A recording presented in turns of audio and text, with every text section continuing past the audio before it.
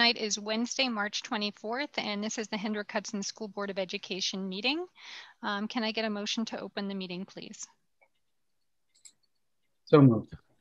Can I get a second? Second. All in favor? Aye. Okay, so we'll start our meeting this evening with the Pledge of Allegiance. I pledge allegiance to the flag of the United States of America and to the republic for which it stands, one nation, under God, indivisible, with liberty and justice for all. Thank you very much. That was lovely. And Joe, which class was that? Do you know? I'm going to have Greg answer because Greg now has a library full of pledges that he gets to pick from. I believe it was from Frank G. If I had to guess, I think it was one of our kindergarten classrooms. But it was from Mrs. Rizol's kindergarten classes. Ah, very good. Thank you. Okay, so the first item on our agenda this evening is our public hearing regarding the potential implementation of the Princeton Plan. We will be having speakers joining us on the Zoom one at a time and sharing their comments. Yes, hi. The first person to be invited in is Jennifer Martino. Hi.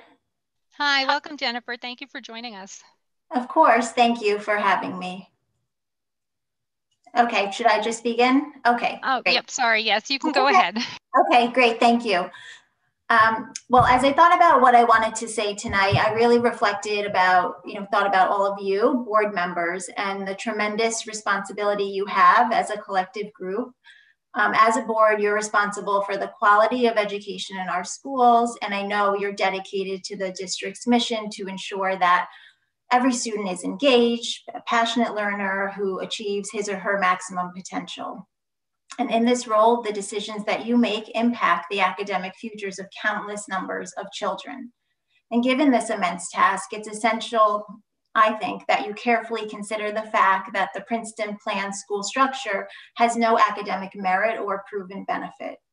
As the board, it's your responsibility to make decisions that will positively impact students, and choosing to restructure our elementary schools in this way simply, I feel, would not be responsible.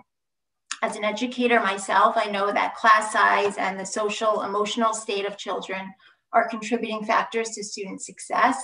And we know that the Princeton Plan will result in larger class sizes, mostly due to teacher layoffs, some capping at 26. Numerous research studies show, and I'm sure you know as well, that students benefit from early instruction in small classes. Students engage more in small classes, they display less disruptive behavior, teachers spend more time on instruction, teachers can diagnose and track student learning, differentiate instruction, respond to student needs. Often some students who might have needed an IEP in a larger classroom setting are able to be successful without those added services, which in turn does save the district money. Teachers form bonds with students, so children are less likely to fall under the radar and need help later on. All of these benefits, as you know, are proven by research and data, unlike information about the Princeton Plan. And in addition to small classes, the social, emotional well-being of our children impacts their engagement, their academic performance. Children flourish in environments where they experience familiar routines, consistent expectations. Transitioning to a new building every 2 years and traveling away from their local neighborhoods on long bus routes really does not enhance student learning. And if your mission as a board is to ensure that every student is an engaged learner reaching their maximum potential, it's really essential that you think about whether or not the Princeton Plan will affect or impact the likelihood of this happening. I really implore you as board members to carefully consider whether or not this plan is right for our small district, even if it was right for other districts for very different reasons.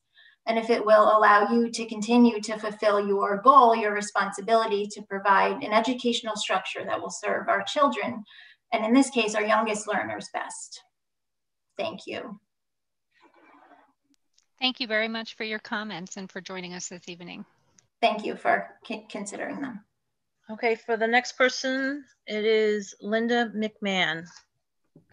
Good evening, Linda. Thank you for joining us and for giving us your comments. You can start speaking whenever you're ready.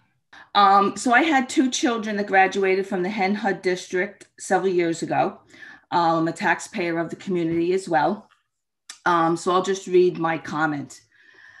A week ago, I found out about the Hendrick Hudson School District's exploration into the possibility of implementing the Princeton Plan. I feel such a fundamental restructuring of student learning requires the understanding, input, and support of the entire community. This decision should not be made predominantly by parents of currently enrolled students. Given that the school system is one of the first aspects people consider when moving into a community, the success of Hen Hud is in the best interest of the entire community, not just a select few. I started reading through the material posted in board docs and watching the Board of Ed meetings pertaining to the Princeton Plan, and it's a lot of information to absorb in such a short period of time.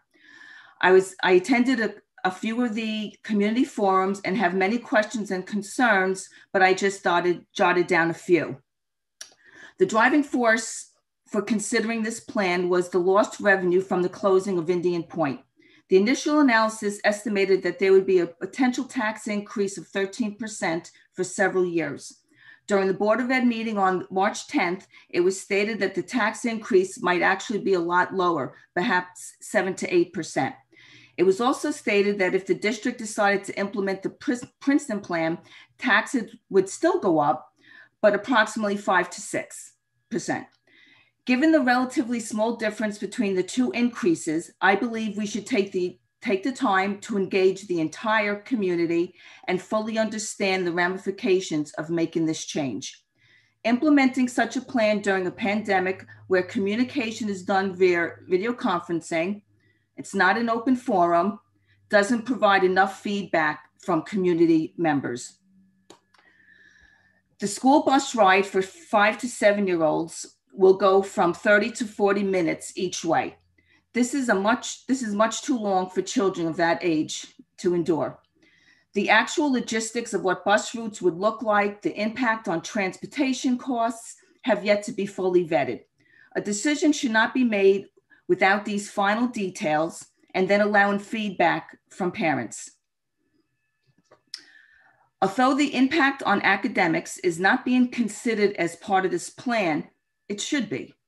The main objective of a school district is to provide a high quality academic education to all students. Based on the data provided on the government website, data.nysed.gov, BV is flagged for needing targeted support and improvement. Frank G. Lindsay is considered to be in good standing, however, performing at a much lower rate. The 4th and 5th graders, are performing below standard. Furnace Woods is considered to be in good standing, however, performing at a much lower standard than years ago. What is the impact of overall student learning by combining all students? The hope is that the higher performing students will bring up the lower performing students. This could be true, depending on the ratio of higher to lower performers. Based on the data provided in data.nysed.gov, the percentage of students performing below standard is greater than the students performing at or above standard. Given this scenario, the likely outcome would be the lowering of overall standards for students who are currently meeting or exceeding. To ease the minds of parents or community members who may have a concern with this, can the district provide evidence data that challenges this outcome? During one of the meetings, the superintendent was asked when a decision would be made, and the response was, if the plan is to be implemented in September of 2021, a decision needs to be made in early April. This is only a few weeks away. Making this type of educational restructuring decision during pandemic through video conferencing, opposed to face-to-face conversations where everybody can have a voice, is disingenuous. I believe a more prudent approach would be to continue the current educational model for the 2021-2022 academic year while vetting through the Princeton Plan, fully vetting through the Princeton Plan. Upon completion, all the information should be presented to the entire community for a final vote. Thank you. Thank you for your comments, Linda, and for joining us this evening. The next person is Michelle Zoni. Welcome, Michelle. Thank you for joining us this evening and sharing your comments. You can unmute yourself and start your comments whenever you like. If you do have your live stream on, if you can mute that, it will prevent you from having some echo background noise because it's a little bit delayed. Great. Thank you. Can you hear me okay? Great. Good evening. My name is Michelle Zoni, and I am the parent of a kindergartner and third grader at Frank G. Lindsay. I'm also a homeowner and taxpayer in the district. I'm speaking today to implore the board to vote no on the Princeton Plan. I have followed these discussions closely over the past couple years, and as a parent and community member, I feel strongly that the financial benefits do not outweigh the social emotional costs of this plan. Each neighborhood school fosters a strong sense of community and pride, where parents and staff are deeply invested for the 6 years of each student's journey. The SWOT analysis even identified this as a strength of our district, but it is precisely because of our current neighborhood model. And I think it is a serious mistake to believe that won't be lost in the revolving door of the Princeton Plan. A couple weeks ago, my 5-year-old daughter came home, excited to share that her shout out was read over the loudspeaker that morning. This weekly ritual has become a treasured moment of their days. I asked her who she gave her shout out to, thinking perhaps her older brother again or a fellow classmate. But no, she told me her shout out was to FGL. It was, and I quote, "Thank you, FGL, for being the best school ever." She's following in my son's footsteps, whose love for FGL runs deep and yet grows bigger every year. Both of my children are moved to tears over the thought of not returning to their school next year and not being together as brother and sister again. For them, and for the many other families who I know share this sentiment, I ask you to consider our children's best interests and vote no. Thank you. Thank you, Michelle, for those comments. Have a good evening. Thank you.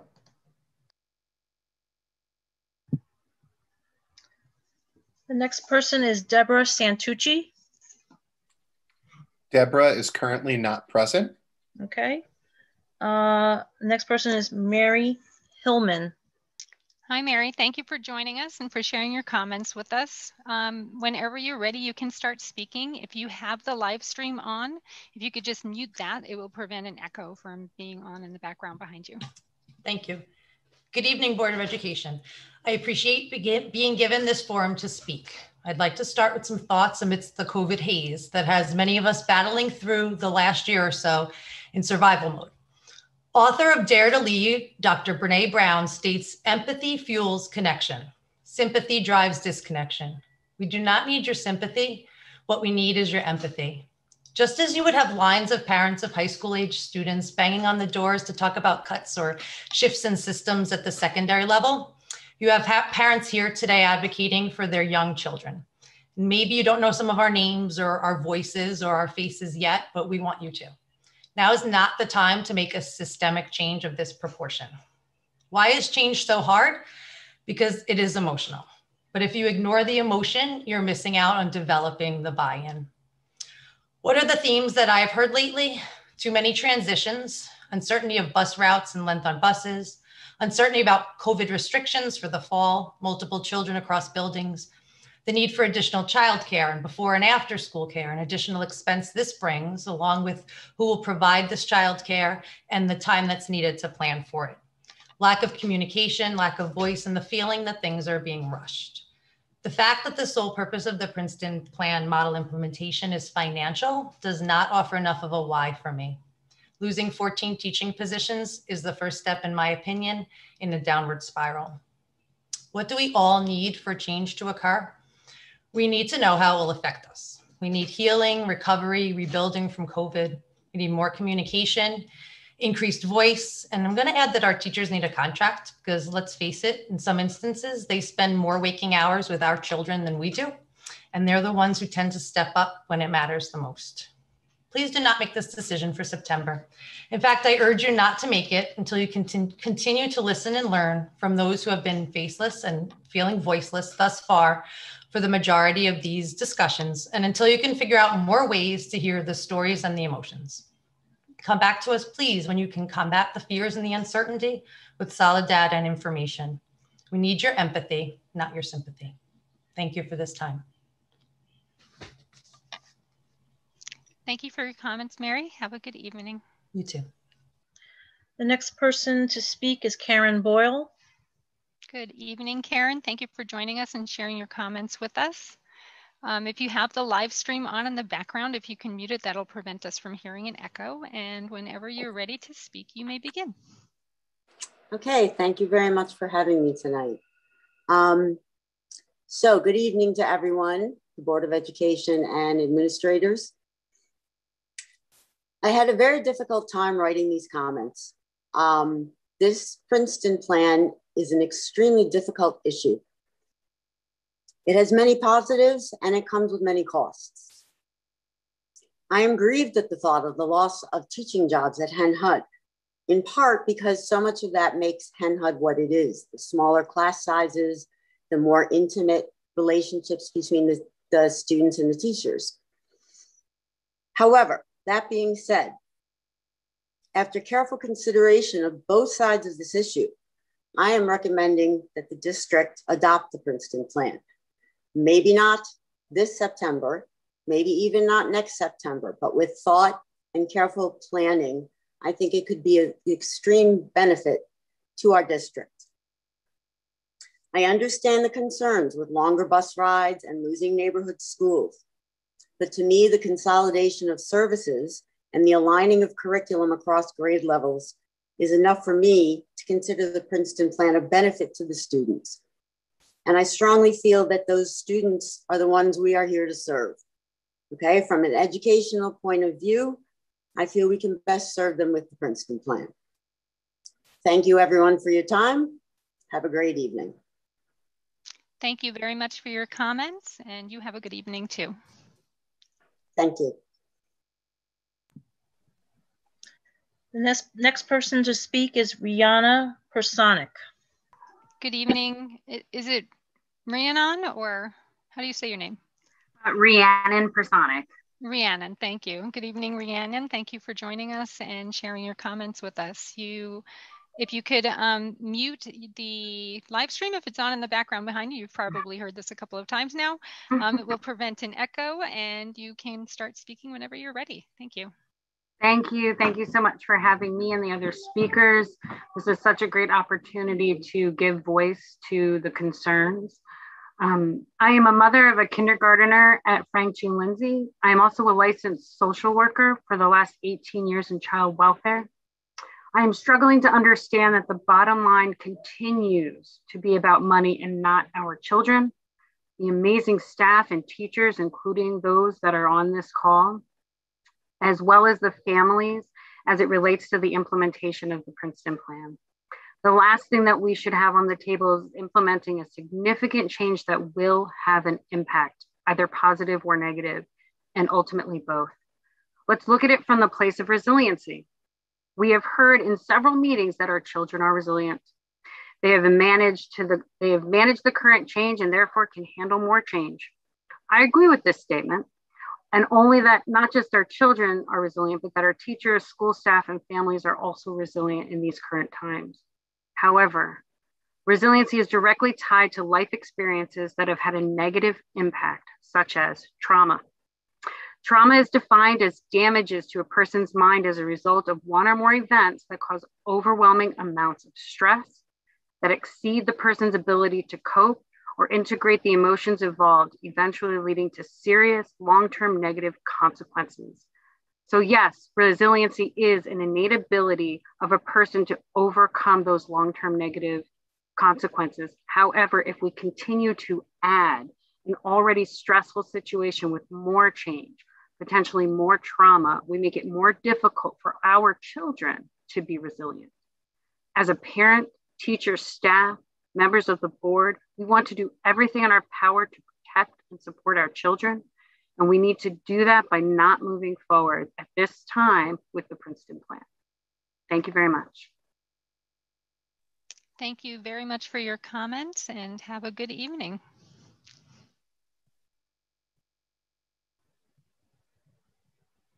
That's the end of our presenters for tonight for the public hearing. All right, thank you very much, Carmen. We had fewer presenters than expected, so why don't we have a recess for half an hour?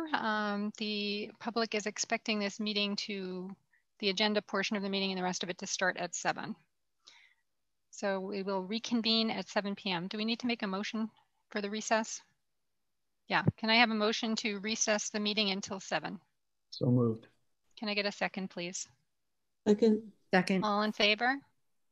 Aye. Aye. Thank you to all the speakers, and we will see everybody back here at 7. Thanks. Good evening. We are rejoining our meeting already in session. Today is Wednesday, March 24th. And can I have a motion to approve the agenda as stated, please? So moved. Can I get a second? All in favor? Aye. Any opposed? Okay. Is there any item that anybody would like pulled from the agenda this evening? All right. Can I get a motion to approve the consent agenda as stated? So moved. Can I get a second? Second. All in favor? Aye. Aye. There was one item that was pulled from the consent agenda. Hang on one sec. I got to let it go on my microphone.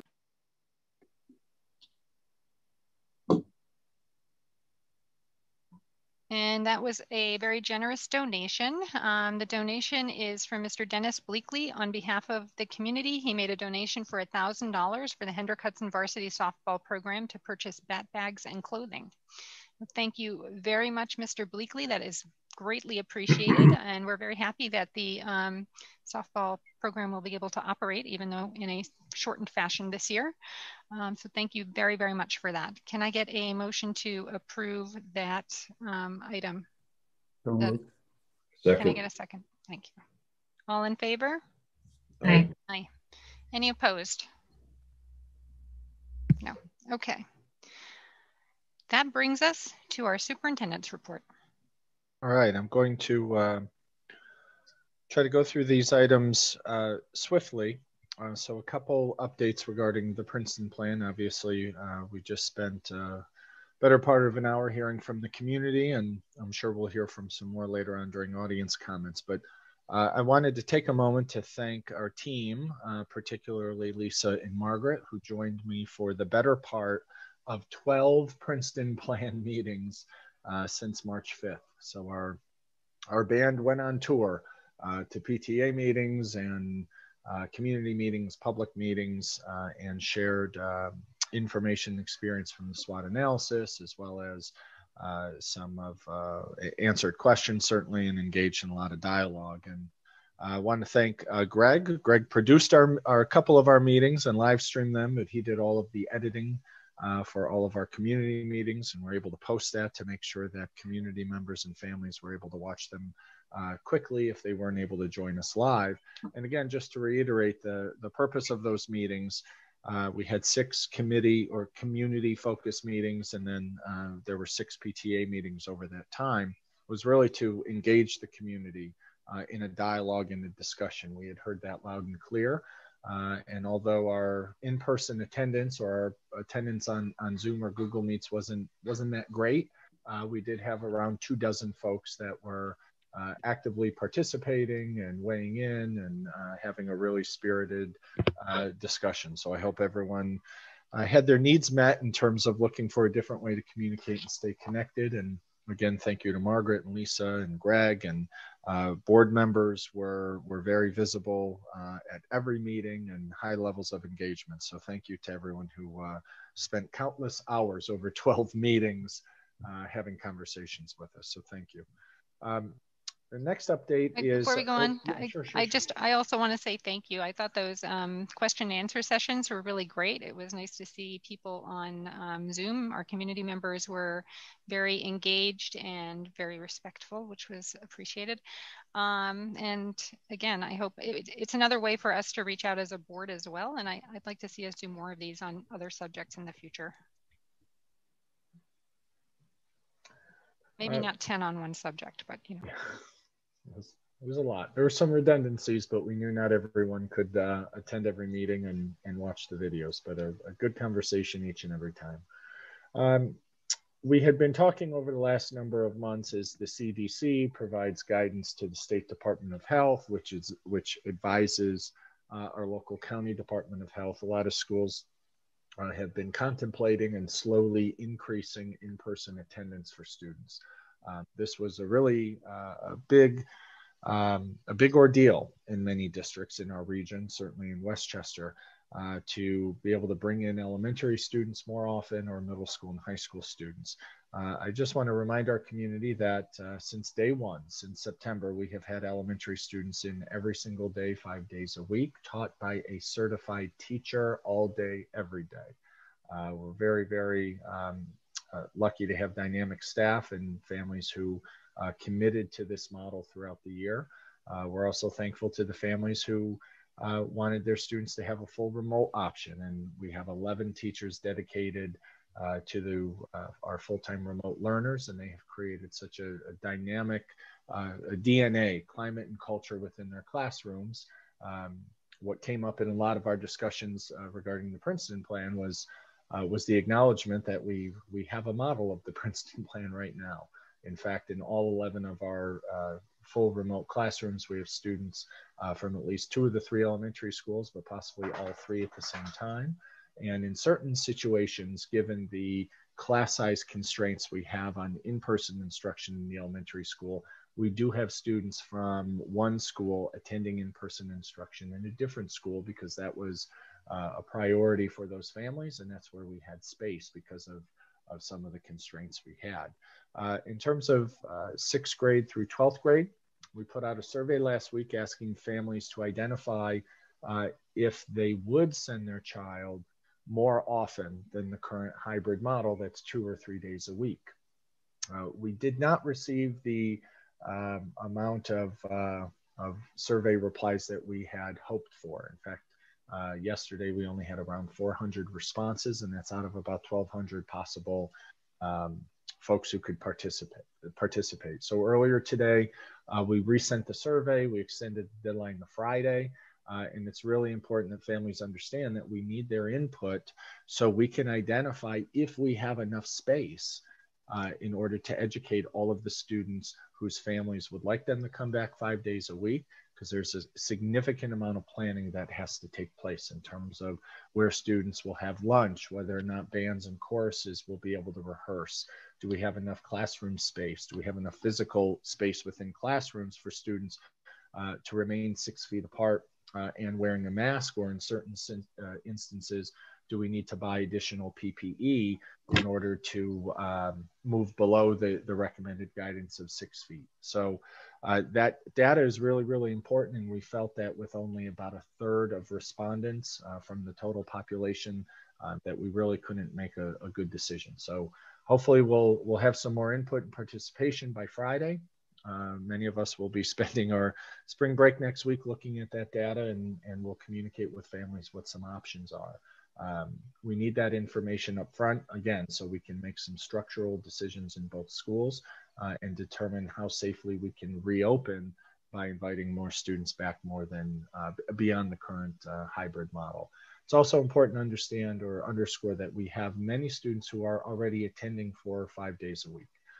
Students that have an IEP have been attending almost the entire year, 4 or 5 days a week, so we can meet the needs of meet the unique needs of their IEP in an in-person fashion.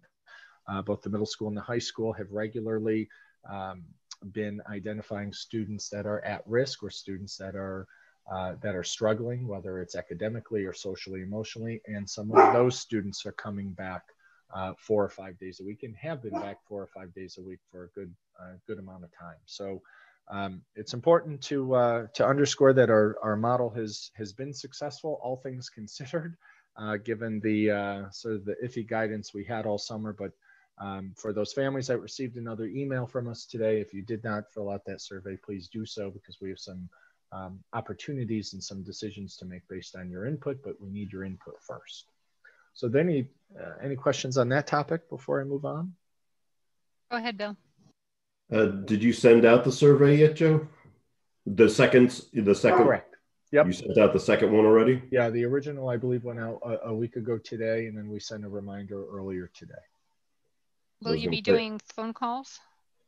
We'll be doing phone calls when we identify the families who wish to come back. And usually if there's a discrepancy of families we didn't hear from, either the administration or the counselors or the I meant those annoying phone calls like we get on snow days where everybody's phone rings from 3 different places. Please fill out your survey. I'd hate to disappoint people that they think they're getting a phone call for a snow day, and it's just, myself or Carmen or Laura reminding them to take a survey. But we'll see if our additional nudges get some more responses, and we may have to annoy everyone with a Friday phone call.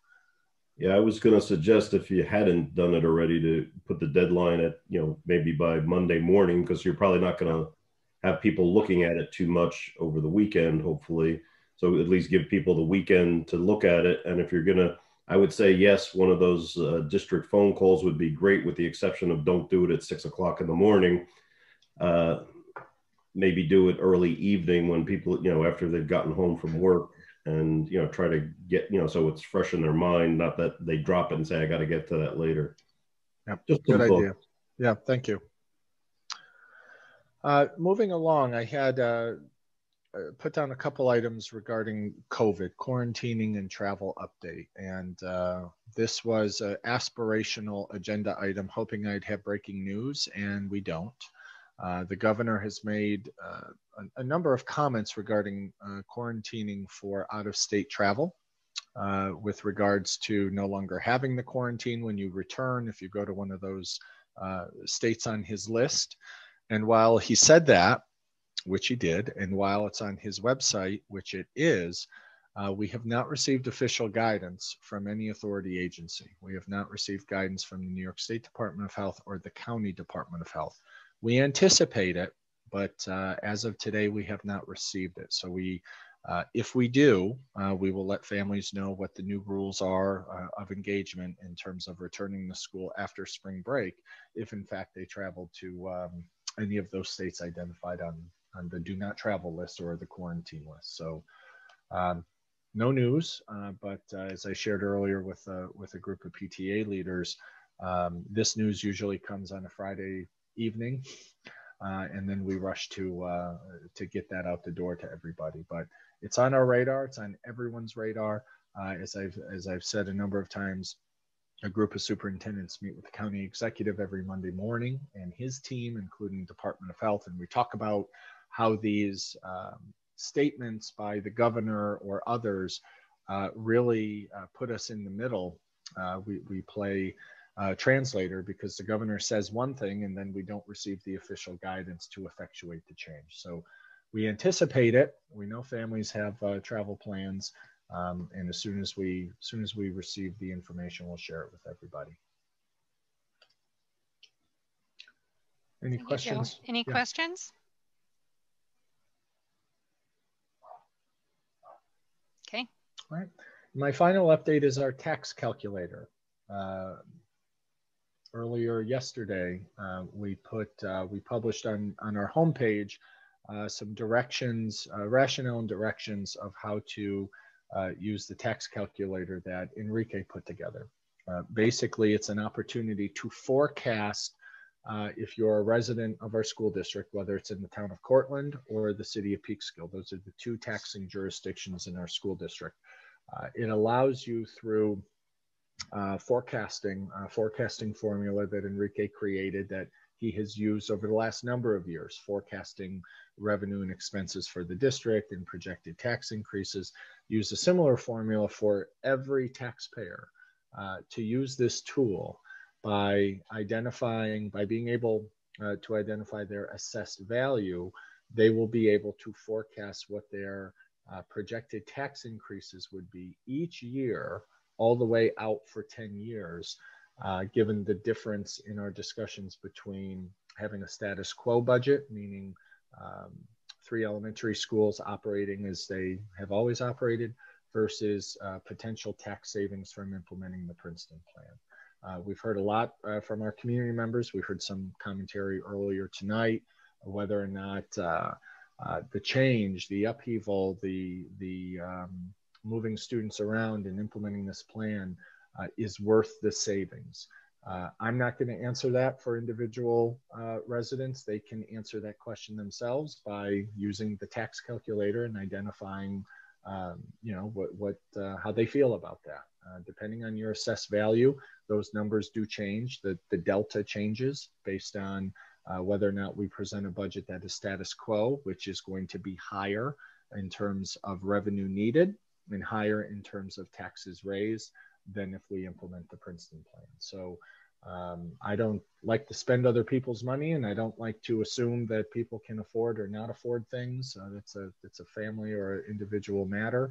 But please use the tax calculator so you have an idea and a vision of what tax increases could like as we contemplate implementing the Princeton Plan or not, and what the future of tax increases could include. Joe, actually, so the community understands what the result is the actual money that they will be paying each of the years, comparing with Princeton Plan and no Princeton Plan. So that's what the calculator will show. It will show the amount of money given your assessed value that you will be expecting to pay under each of the 2 programs. And it's only school taxes, not town taxes. Correct? Exactly, only school taxes. And actually, it also will include a form that will show you where you can check what your assessed value is. And in the form, it also shows that it's only the school tax, not any other taxes, not town taxes, not county taxes, not village taxes, anything. This is school district taxes only. So we encourage folks to use the tool. As Enrique said, it's very self-explanatory in terms of where to find your assessed value on your tax bill.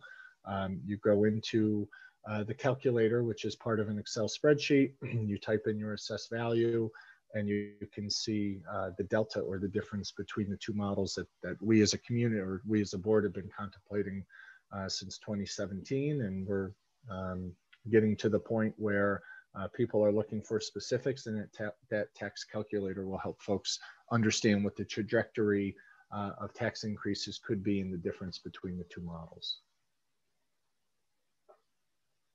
Does anybody have any further questions about the tax calculator? And if you haven't looked, there's a button right on the main page of the school website that says tax calculator. Just click on that. It brings you to the right page. I think that calculator should remain all the time, regardless of what situation we're in. So every year we should just keep that there. I like it too.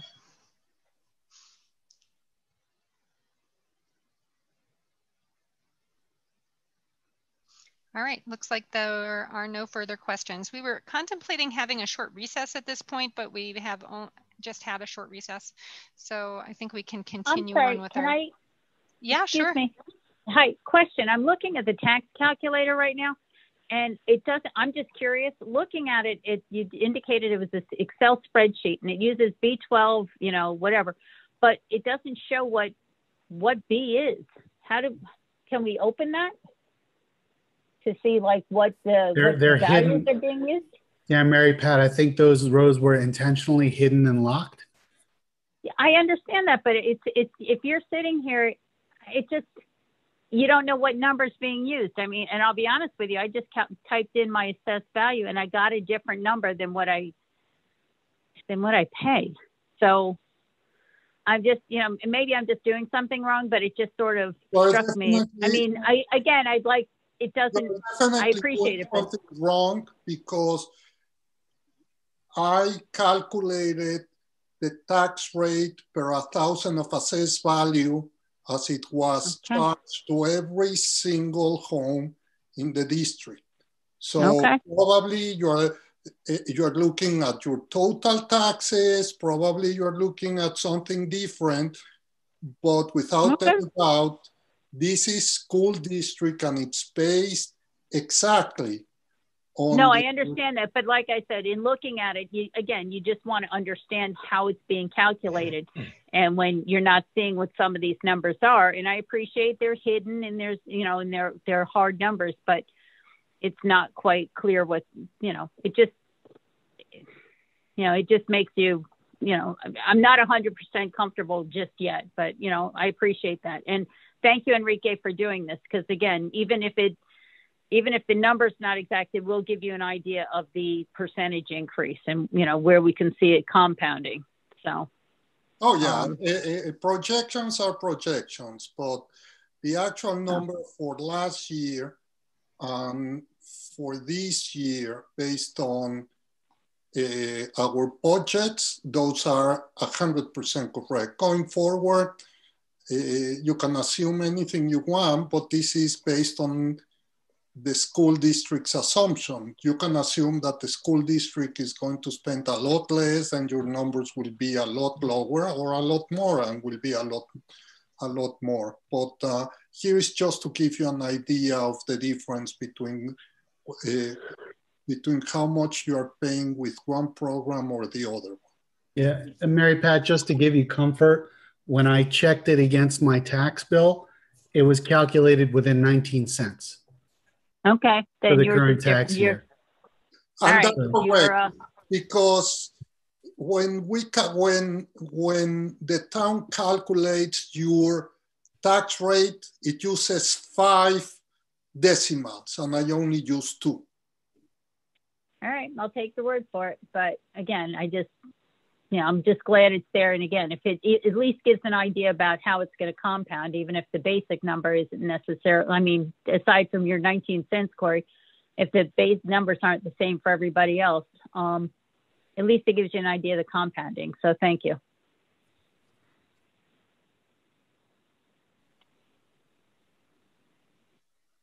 Okay, any other questions before we move on?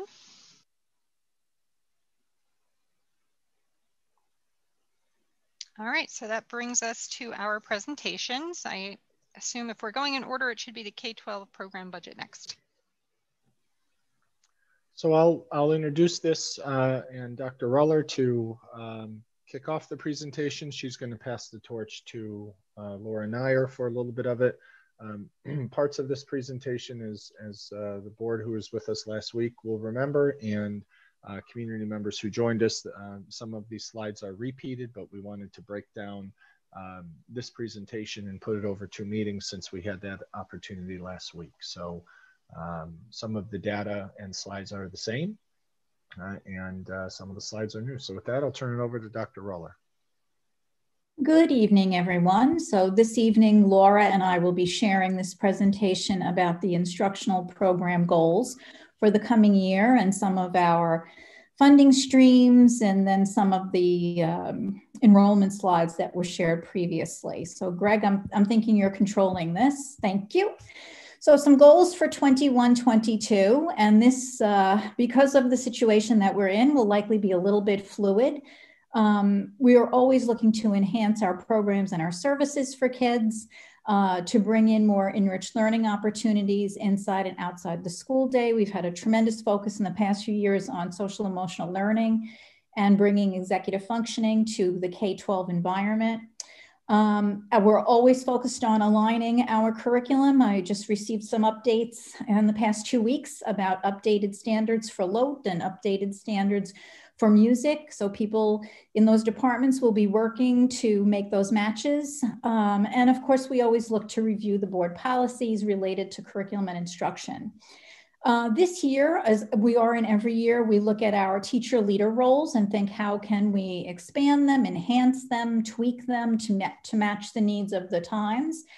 We have some great teacher leaders in our district, and they've been good partners, especially during some of the big decisions that we've been looking at the past year or two. And a new twist in our professional learning plan that is submitted to the state. We've been asked to look at including some professional development plan and mentoring for any new administrators in a district and our teaching assistants. So we are looking at that and trying to figure out what are the best ways to address that. I will be working with John Owens, who is the DAA president, and I'm sorry, her name escapes me, the president of the Teaching Assistants Union. I'll be working with her to put something in place for that group so that everyone has an opportunity every year to grow. We do this informally, but the state is asking us to think about formalizing and codifying the process. And I think it's a great idea. Fiscally, always looking to affect any personnel decisions through attrition or through the opportunity to reposition a staff member with new responsibilities. And looking very much the past few years at the ability of changing schedules to enhance opportunities and FTE. And we're always trying to be fiscally responsible. So looking at, we talked a little bit about this in terms of our software licenses for instructional material. We want to give teachers what they need, but we also want to be careful that we're using what we're paying for, et cetera. Greg, you want to go to the next slide? Thank you. Funding sources for curriculum and instruction, and the A is assessment and PD is professional learning. So at the top of this chart are our external funding sources, and you can see that it is largely through title grants. That last line is New York State textbook funding, and we're waiting to see what the new budget will hold for that. And you can see that the numbers in all of those areas fluctuate every year, sometimes up, sometimes down, and you see a lot of question marks for 21-22 because we don't learn our allocations until the year begins to flip. So sometime in the beginning of July, we will learn what the initial allocation is. We are often informed by the state later on in the fall that our allocation has changed. Sometimes it is less and sometimes it is more. So you always have to be careful when you're budgeting through the use of title funds that you leave yourself a little bit of wiggle room just in case. And we have the opportunity to update the usage of that monies all through the open window. So the grants expire in August 31st of every year and we start again. Down below that, you see district funding. So that's the conversation that Enrique and I have every year about budgeting out of the general fund. You can see from that slide that we've stayed fairly consistent. The number there that will fluctuate for us is the second line, the mentor program, and that is the direct result of how many people we are able to hire each year. For every new employee, we add a mentor, and that mentor receives a stipend. And so that number fluctuates depending upon how many new staff members, how many new teachers we have in a given school year. At the moment, it looks relatively small. I can tell you that we are often surprised later in the fall as we need to bring new people on board. So that number goes up and down a little bit as well. And Enrique and I have worked closely together to make that work as we move through the school year. There are many things that are supported through all of this funding, and that is the next slide. Thank you, Greg. So Title I is the grant that addresses our at-risk students. And you see there, no surprise, our after-school programs, our summer programs, AIS reading and math, some ENL services, the kinder camp that we run for our incoming kindergarten students each August. Some salaries are offset. That has been a big help to us this year, especially as some of our programs have not been able to run. So we've redirected some of that money to offset salary. Title II is the grant that supports professional development providers, and we've certainly made fabulous use of some really terrific outside folks to help move the needle in instruction. And we continue to do that. Title III is set aside for second language learners. Again, some of that money will be directed towards direct ENL support after school, summertime, some to offset salary, professional development for our ENL teachers, which is always ongoing, and support materials. We also use some of our Title III budget for translations. There is money also in that budget available to help our second language learner parents attend any meetings in the district, to provide translation live in those meetings, etc. Title IV is an interesting grant, and we've directed those funds mostly this past year towards the purchase of Chromebooks to make sure that every student had every tool they needed in terms of technology. And also, Laura has used some of that as the stipends and the payments for our tech coaches whenever they do professional development. So the CRC, the curriculum money, is geared towards in-service teacher PD. So we're hoping to continue to build our portfolio for that. That's been exciting to see people offer courses. And to the extended curriculum projects that take place during the summer. We'll probably begin the planning for that this summer as we come back from the spring break. I already have departments asking if there will be money available for them to come together during the summer and look at new curriculum and align their standards, et cetera. BOCES, we say this all the time, and I don't think we can say it enough. We have an amazing BOCES, and we do a lot of work with them, and we are very pleased at the work that we do. We purchased our science program for elementary at BOCES and our social studies database, which runs K-8. We also make sure we have our teacher leaders available for their regional collegial conferences. It gives them an opportunity to talk with their job-alike colleagues across Westchester, Putnam, and occasionally lately Dutchess.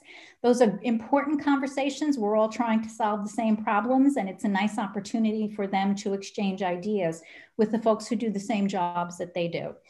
We also use BOCES for a myriad of workshops at all levels of the organization. Our secretarial staff goes to BOCES several times a year.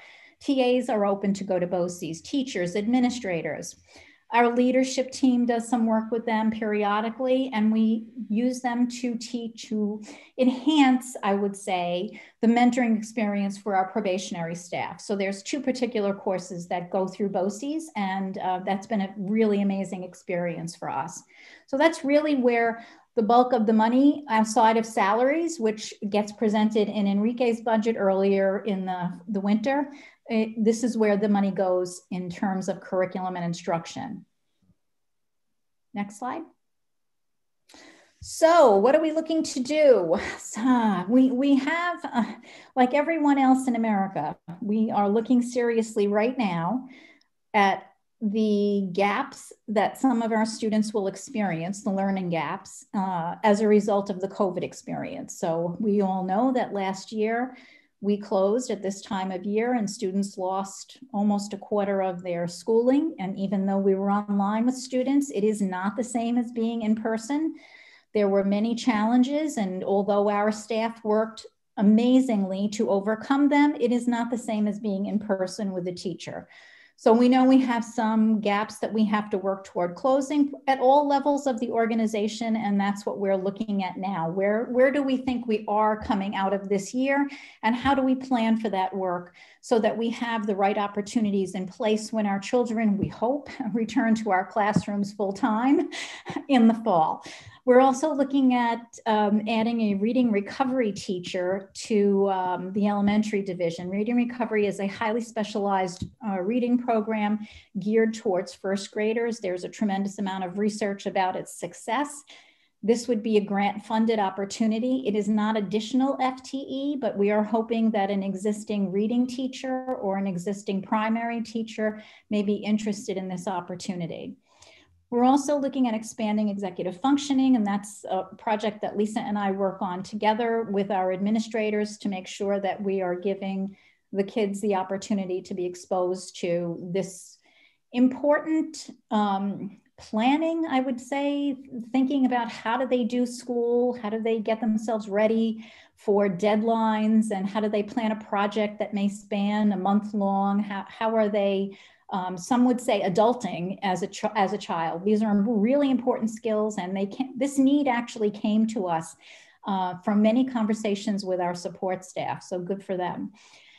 We had our word study program truncated due to COVID. So even though we've put some folks back in the pilot that we were experiencing, we need to get back together as a group and think about what is the next step forward for this important piece of elementary literacy. So we'll look to, I'll look to bring that pilot group together, hopefully before the end of this school year, and we'll try to make some decisions about what 21-22 could look like. The middle school will be rolling out 7th grade, a new curriculum next year aligned to the next gen standards. We had planned to do that this year, but of course, due to COVID, New York State kicked that deadline down the road a year. So they took a breath and they spent this year teaching their curriculum, the curriculum they were familiar with, which made it easier for them to teach in a hybrid environment with something that was known. But they are ready to go and just asked me about summer work to get themselves ready in a new curriculum for that area. So there's always lots going on. There's more going on than I even have on this slide. And some things, of course, will pop up that we haven't considered at this very moment. So busy, a great group of people to work with. And I think kudos to everyone who has really given 1,000% to make this work, whether it was completely in person, completely remote, or a little bit of both. So hats off to the teachers. Okay, I'm going to turn this presentation over now to my very capable colleague, and Laura will walk you through some of the enrollment and FTE decisions. Oh, I'm sorry, Carol.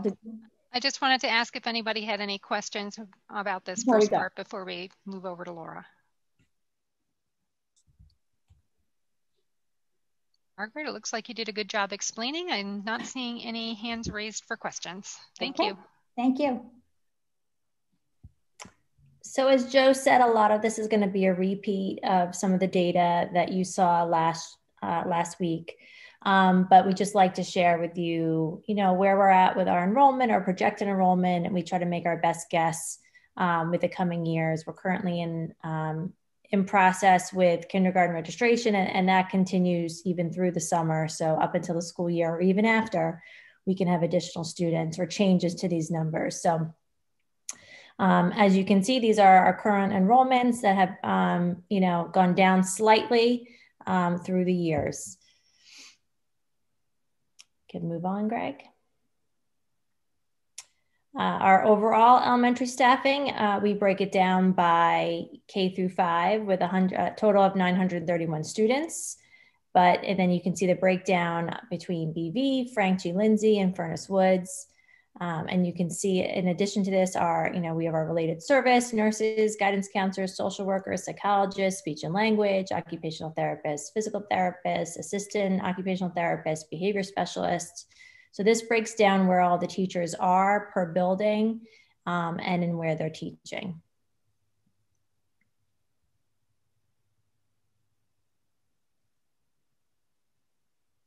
We can move on. And again, just looking at the numbers, we can see we're watching the enrollment at kindergarten right now. So that pink with a 62 is going to most likely change. So we watch that and monitor that as we determine how many sections we're going to have in kindergarten. And at Frank G, we're pretty average here with 3 to 4 sections per class.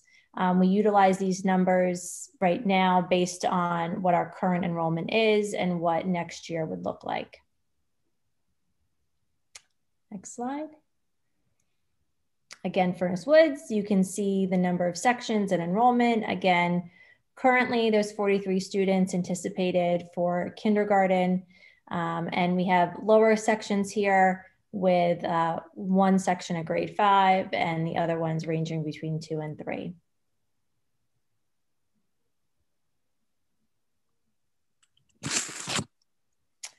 Buchanan Plank, same thing. Right now projected 37 students, but we're still waiting for more students as they enroll. And these class sections are ranging between 2 and 3 class sections per grade level.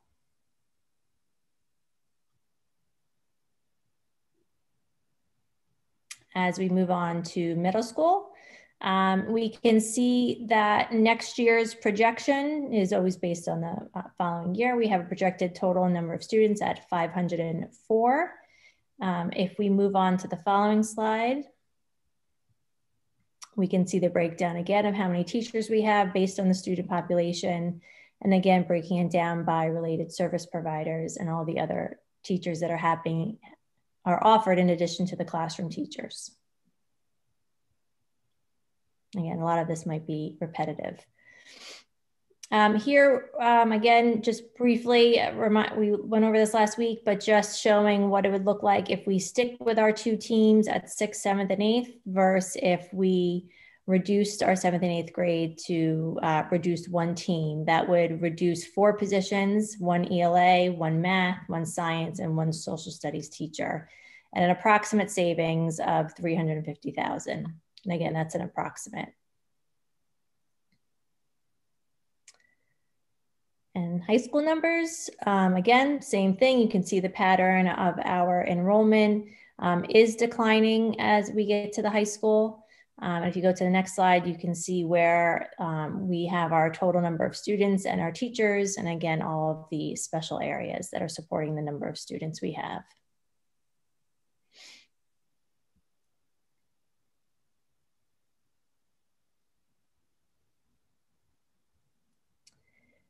We have our anticipated retirements. At this point, we have 3 teachers who have announced retirement out of the school year. We do have a deadline of January 31st for the school year. However, we did want to just quickly point out to you, last year we had 4 people who had announced retirement, but with COVID, we were able to expand that deadline, and we resulted in 5 additional retirements.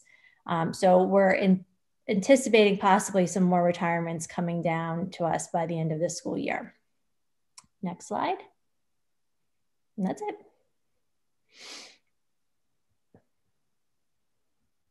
Any questions from the board? Bill? Laura, just to confirm understanding, because we've heard a lot of things on class sizes recently. From what we're seeing in this presentation, could you just confirm for me that the class caps in all 3 elementary schools are currently the same? Yep, they're always the same. We use the same formula and calculation for every grade in every building. And that if we were to go to the Princeton Plan, our class caps wouldn't be changing necessarily, correct? Correct, they would not be changing. The formula would not change. So for some people who think they have a small class size just because that's their school, it just happens to be a matter of fact of how many students are in that school for that grade compared to the class cap. So just because there's low enrollment or a low number of students in a classroom in a particular school one year doesn't mean it's going to stay that way. And the next year they could be at the class cap theoretically. Correct. Furnace Woods is a good example of that. We project 1 section next year at 5th grade at 27 students in 1 class. And so that's where that cap comes into play. And you'll see how that varies year to year just based on the enrollment in that school building. Okay, so our guidelines are consistent throughout the district. It's just a matter of how many students are registered in that grade in that school. Yep. Thank you for the confirmation. You're welcome. And one of the comments that we've been hearing as well is that the Princeton Plan would actually increase class sizes. And I was wondering if we could just address that really quickly. I don't think that it would increase sizes. It would even size out. So we wouldn't have the wild swings of 11 kids in a kindergarten class on one side of the district and 22 on the other. By putting the sections together, you have the ability to spread your population across those sections evenly. The same would be said of next year's, the 5th grade at Furnace Woods. If you put all of your 5th grade together, you wouldn't bump up against that unless the entire group of sections was filled. So I'm not saying it's not possible. I'm saying that it is highly unlikely that you'd have that either lower section or that higher section because you'd have more sections to place students in. If we get 1 more student at Furnace Woods in 5th grade, we would have to open a new section. If we were Princeton Plan, that would not happen. They would just go to a different classroom and it would balance itself out. So there's the inequity comes there. And I know we've talked about this at a lot of our community sessions. We teach the same curriculum and we have fabulous teachers in all 3 schools, but there is no doubt that teaching that curriculum to 22 kindergartners is a very different experience from teaching it to 11 kindergartners. So that's something that we can't disregard because it's the situation that we have. And, you know, that's the equity piece of the conversation.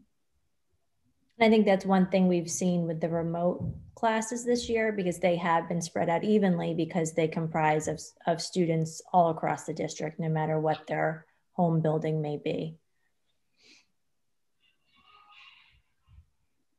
Alex?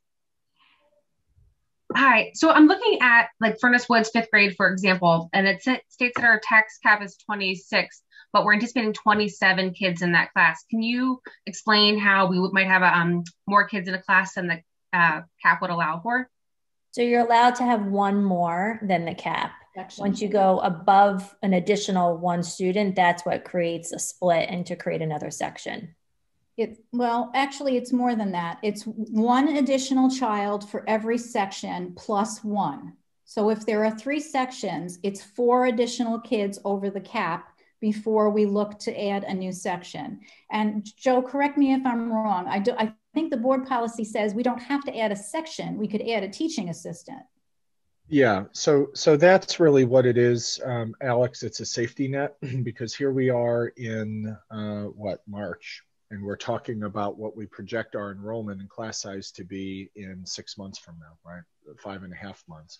So in our policy, we have a safety valve that basically says if the cap is 26 and we're at 26, we wanted to have some more assurances that those 26 kids are actually currently here and that they will be here in 6 months.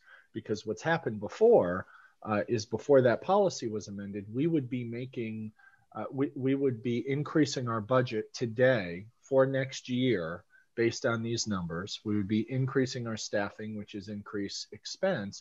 And there's a lot of shifting that happens in 6 months. And we have found in the past that those kids either moved or didn't show up or something happened.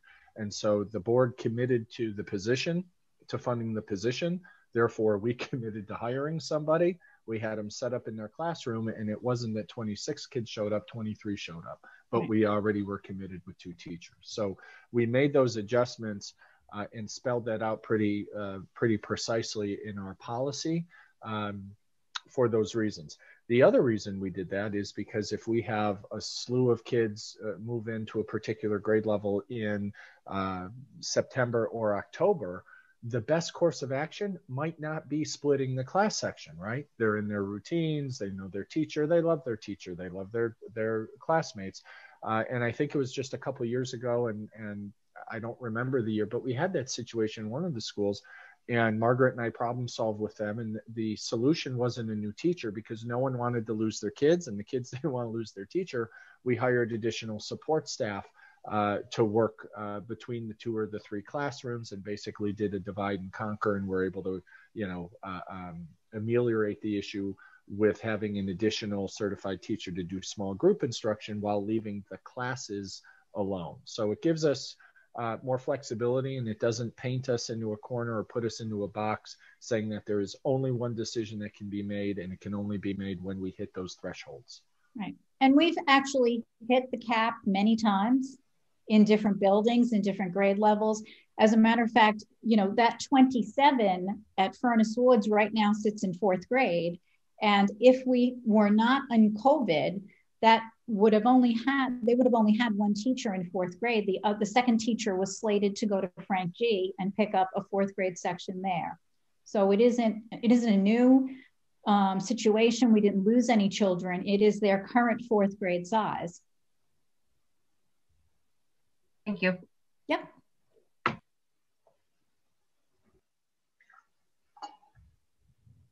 Anybody else? Mary Pat, do you have your hand raised? Oh, never mind. That's my icon. Okay. Bill? Just want to add a comment to the tax calculator. And Enrique, I tried the tax calculator on the website, and for the current year, mine came within 7 cents of what the tax calculator used as a starting point. So like Corey's, mine was dead on.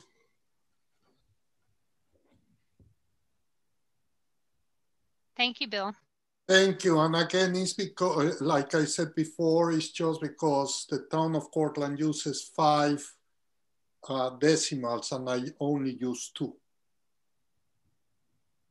Well, I think it was rounded, Enrique. That's the difference. Yeah, so, that's what I'm saying. Yeah, because with the extra 4 decimals, they were all zeros anyway.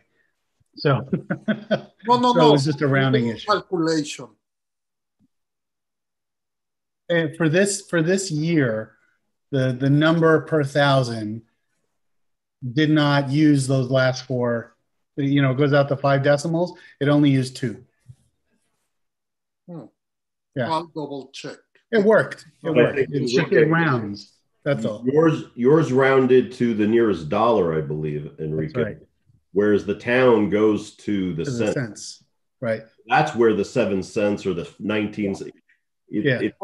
Rounding. It's rounding to the nearest dollar that yours does, which is fine. You know. Yeah. We're not the taxing jurisdiction. We're not the ones that prepare it, but it's close enough that people will understand the impact in their taxes.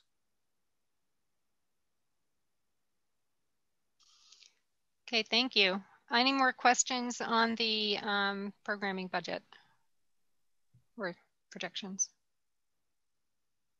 All right, I guess we can move on to our technology program budget then.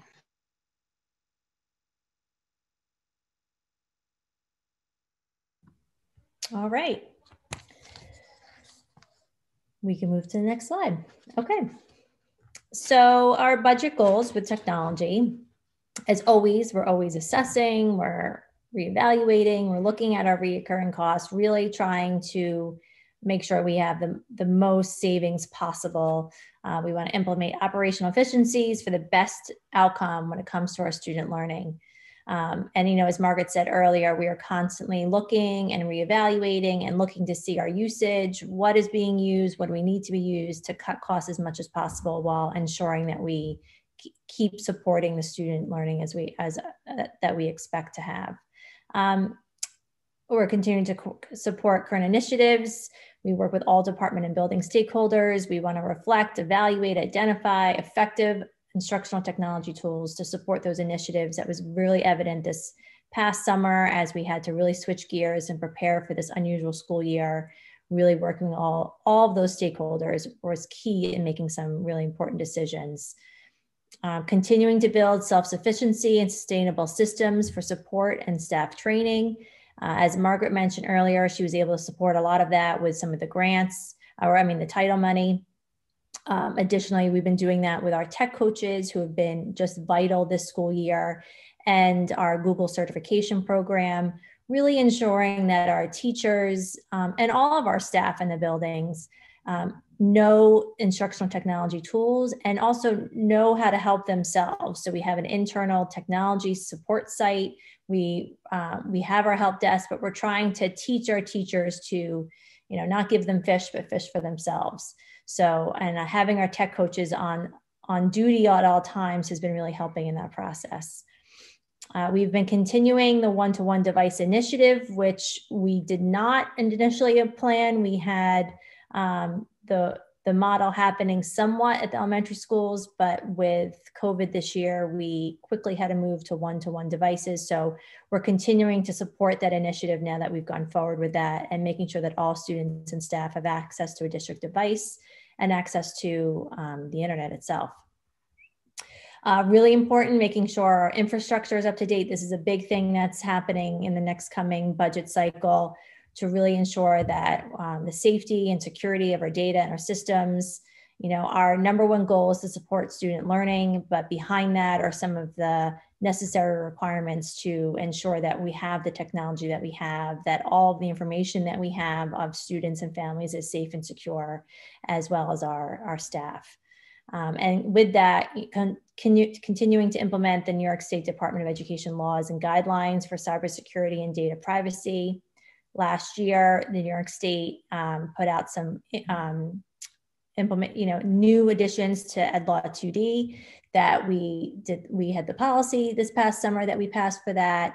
You've appointed me as a data protection officer. So in that work, again, making sure that our network and our data is safe. So that's some of the big goals that we're working on. As you can see, the 5-year plan, we had the mobile learning, like I said, at the elementary schools. And then this current school year, we quickly switched gears. So we went to one-to-one devices for all students. So we had to figure out how to make sure that every student had a device, as well as the instructional staff. So teachers, teaching assistants, how everybody had devices. Now that we're looking into the next year, it's time for infrastructure upgrades. So about 7-8 years ago, there was a bond that supported the increase and implementation of a lot of the Wi-Fi that's currently in place, a lot of the switches that we have in our server rooms. It is now time to replace that. They are costly, but they are necessary. And we've been, as I mentioned 2 weeks ago, and we did have a grant that we were able to provide some support for the Wi-Fi. We're trying to do some of that work now. Actually, next week, all of the Wi-Fi will be updated district-wide, but there's more to be done. We're looking to do external Wi-Fi as well, and then increase things like firewalls and switches. So that's the big push this summer, as well as ensuring that we continue the one-to-one devices. Unfortunately, Chromebooks really have a life of about 4 years. So we have to replace some of those Chromebooks this summer to make sure every student's one-to-one. Looking ahead, we're thinking the following school year, we can focus purely on classrooms and teacher workstations. At the district office, the middle school and the high school, the replacement plan has been pushed a bit based on COVID and these other needs. So those computers are going to need to be replaced. There's a discussion and evaluation of what that may look like, desktops, laptops, and again, continuing the one-to-one devices for all students K through 12. So hardware, I'm not proposing any changes to hardware. This is put in really for emergency purposes, mostly as needed. If we have items that fail or that need support, we have this amount. So really looking to keep this as the same amount as the prior year with a 0% change. This is where you're going to see a big change. And with contractual, this is anything that we need services done, things that we can't do through BOCES or any other aidable place. So some of this is just our regular instructional technology tools. We have our internet, which we recently increased to 2 gigabytes from 500, which we had the year before. Our phone services is run by the same company. First Light actually just purchased Best Web, who we did have our internet running from before, and also Optimum Cable Services.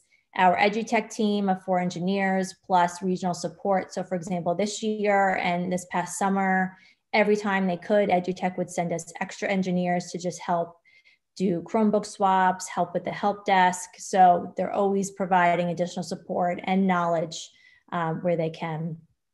Cybersecurity and data privacy services. This is a big thing, as I said, with Ed Law 2D. So some of this comes out of contractual. Some of this you'll see I was able to purchase some through the BOCES services, but this allows us to do phishing tests, internal phishing tests within our district, penetration testing, making sure that our networks are strong, making sure that, so this year I want to make sure that we can test how someone can get into our network from the outside, but as also what happens when they are inside the network. We run audits with this. Most recently, I did a Google audit of our admin console of Google to make sure that we had things cleaned up and done well. So we're going to continue that kind of work and just constant analysis and revamping of policies to make sure we follow the NIST framework. Again, we have our firewall, our anti-malware, endpoint protection. We just implemented that mid-school year this year after seeing a lot of districts unfortunately have ransomware and attacks. So endpoint protection has been proven to be, it's costly, but it's really effective. It puts really a bubble on each machine that's in the district. So, but we have to pay per machine. So every laptop and every desktop. We do not need it for mobile devices like Chromebooks or iPads. And then also any of the network monitoring, we use this for internally, we're monitoring our systems, but we also have monitoring with GoGuardian for students, which the buildings use, teachers use. It's a way for us to ensure that students are using their district accounts appropriately. And if not, we're able to provide support. We have redundant backup systems in place. We have 2 of them, most importantly for Envision, our financial system. So God forbid something happens, we are able to go to those backup systems and recover our information.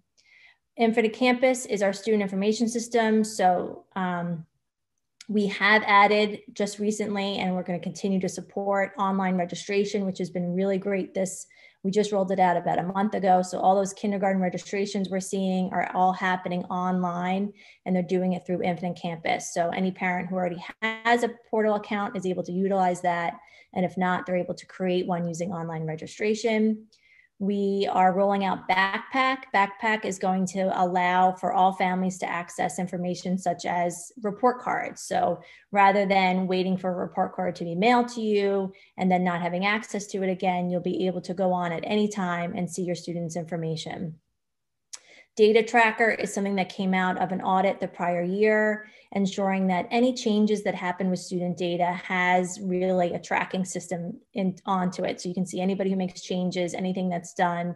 So that was something that was recommended by the auditors and that we have implemented. We also have ShoutPoint messaging system. That's those lovely phone calls and emails and text messages that we all were talking about before. We are looking at some alternatives. We do not love this system. It is a cheaper system for us, but we are looking at some alternatives that we think can give us more value all around to schools. So it's something I'm still looking into and having conversations with other vendors and other school districts for their recommendations. We have our asset and inventory management. So every single device we have, and this is again something recent that we just started and we're supporting. So we have our own internal system now. So everything that we own gets tagged with a barcode. We can scan it with our phone with an app. We know who it belongs to, where it's supposed to be. So that's been proving to be very helpful. We pay for printer fleet support. We're not printing as much, which is really good news. And we've been reducing as much as we can, but we do print. So we do have, we pay for guts to support our printers. This BOE filming and production. So all of these board meetings that we talk about, Greg does a phenomenal job. We do have to pay him for his great work. So his filming and editing of all of our meetings and post-production. And then installation is something that's a little bit higher this year because we are doing so much of the infrastructure replacement of, things like access points and servers and firewall that does require installation. So you'll see an increase right here because of a lot of those labor costs that go with that. I don't foresee that next year we'll see the same amounts because a lot of it will be desktops and Chromebooks, which is within the realm of our regular EduTech work. And then finally, all this expensive equipment and things that run the network, we need to make sure we have warranties on. So when things do go, we do have some protection. So we pay for that as well. So there it is a 15% increase. It is large, but those are some of the reasons for those increases.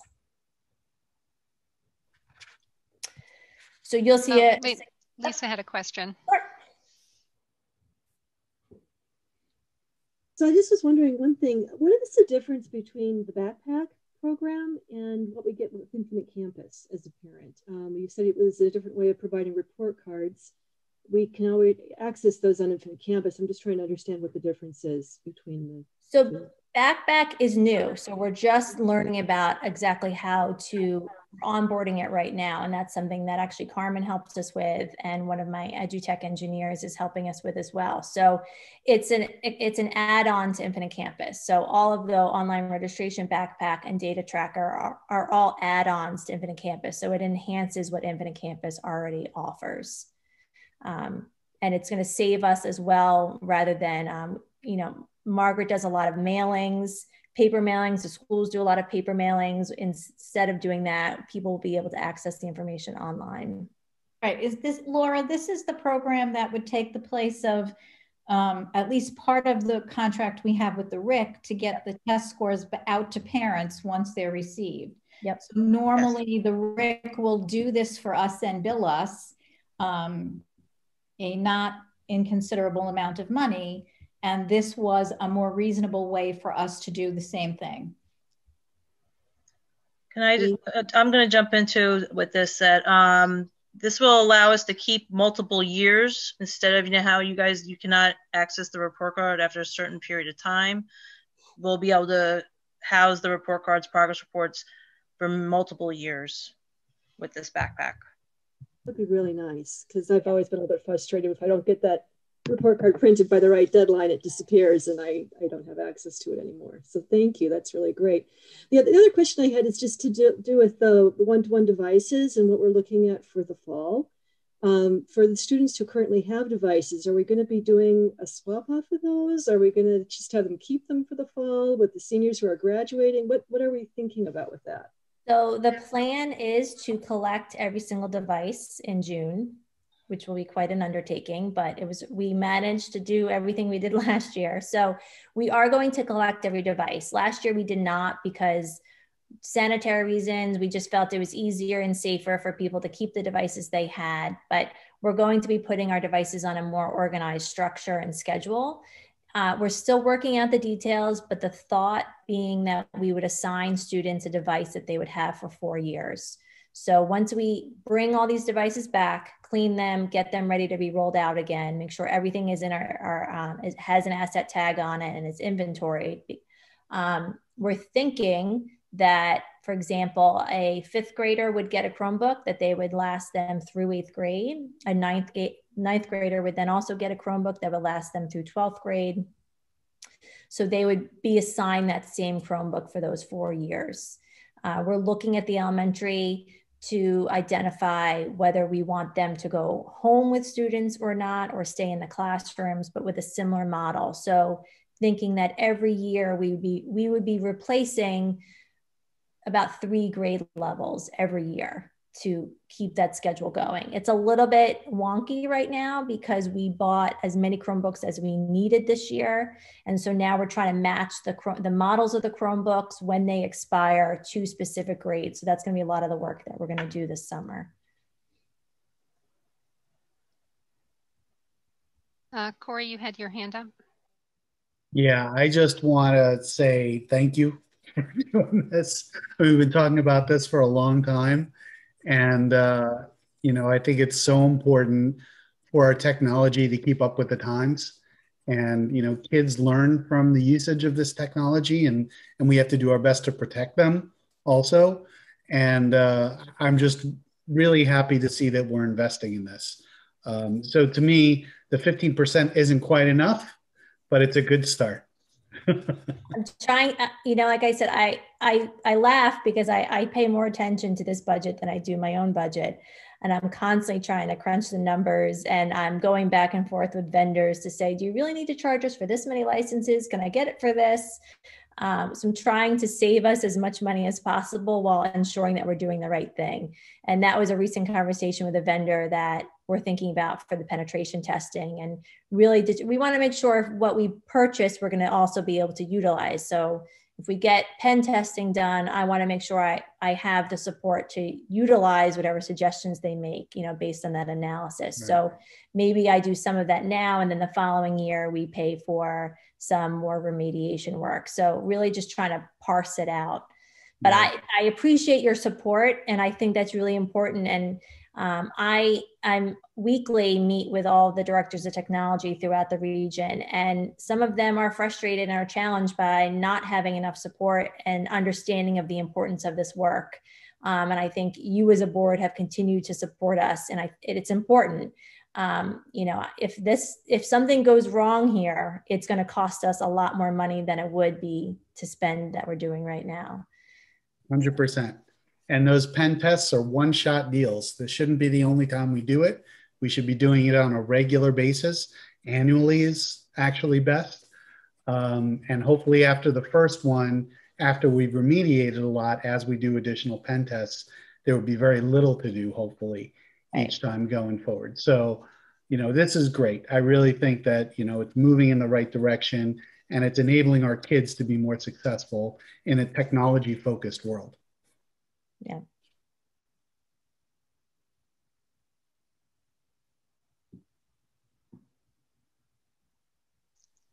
Looks like that's it for now, Laura. We can continue on. All right, so as I said earlier, this one has a significant decrease because I shared this last year that I've been slowly trying to, in my mind, edit and clean up where our money goes and in what budget line it goes in. So we purchased a ton of software, instructional software, and trying to move as much of that to BOCES and Lyric as possible has been my goal. One, because it saves us money. We get money back on this. It's aidable. And also, I mean, this is aidable, but the BOCES money is a little bit different. And then Ed Law 2 compliant. So right now, as a data protection officer, I am responsible for every vendor we use to sign our parent bill of rights and to sign the third-party addendum indicating, you know, what they're going to do based on our policies with our student data.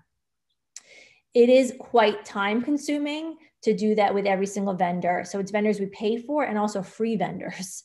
But anything we pay for, if I purchase it through BOCES and Lyric, not only is it aidable, but also they take care of that for us and they ensure that all of these vendors are Ed Law 2D compliant. So it's very important.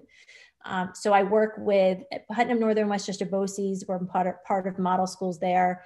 And then also anything else that we can't get through model schools, we go through the Lyric. And so that's just a really, it makes me feel a lot more secure about everything that we're doing and what we're buying and the things that we're putting our student information into. So there's a lot that I'm not purchasing anymore through this code, because if we go to the next slide, you'll see that I'm purchasing a lot through BOCES and Lyric. So a lot of it's broken down really into instructional technology tools. So these are the tools that teachers are using. ClassLink has been something we rolled out this year where, you know, students have one place to go to sign on to all of their apps that they need with their teachers. It's been great for password resets. Forgetting your password and needing to reset it is huge. And especially if you're remote, used to have to do it when you were in network. Now with ClassLink, you can do it from anywhere. Smart Learning supports all of our smart boards, and there's Smart Learning online that a lot of teachers use. So whether they're in person or they're remote, they're able to work interactively with their students. The elementary school teachers this year have been using Seesaw, which is also interactive. All the teachers have been loving Edpuzzle. Kami has been great, a simple tool that allows you to annotate onto PDFs and respond right away. It integrates into Schoology at the high school level, so they've been loving that.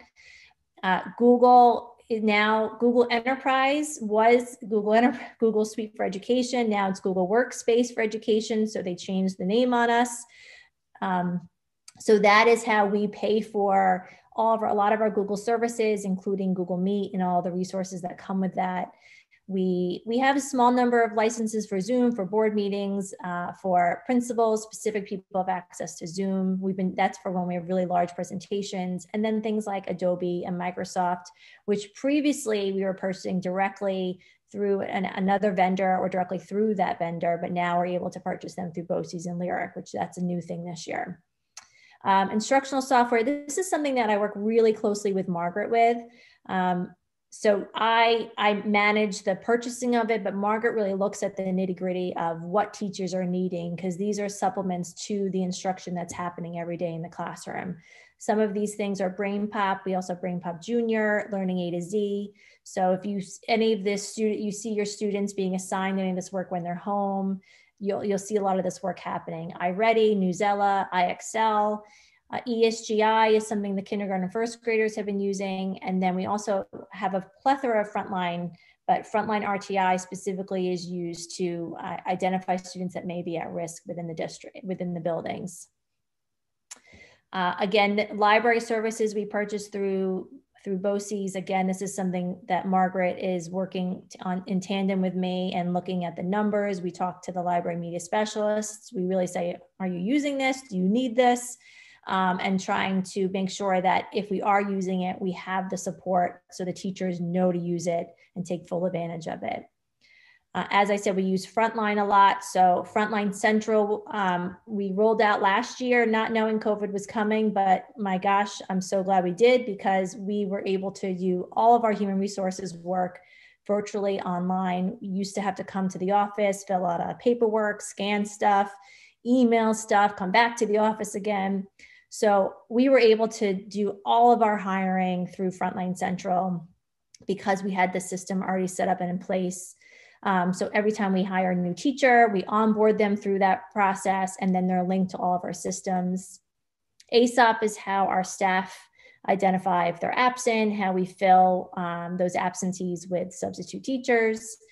Frontline Professional Growth is where we manage our teacher evaluation system, as well as all the professional development that Margaret, Lisa, and I offer, or our own teachers offer. They utilize professional growth to run these courses, manage attendance, manage records. So that's something we brought on last year as well. OLAS is where we post for any vacancies. Whenever we have any positions that need to go out and we're trying to hire, we use OLAS. We have GCN for all of our mandatory training that all staff must participate in, and EAP has been a really great tool, especially this year. It provides a lot of services, whether it be financial or social and emotional needs for our staff. Again, some of the data management services and cybersecurity services we're able to get through BOCES and Lyric. So you'll see that on both contractual and on this tab as well. We purchase our website, which is hosted by Blackboard. So we purchased that through BOCES, and our school messaging system, as I mentioned before, also is partially coming out of this budget.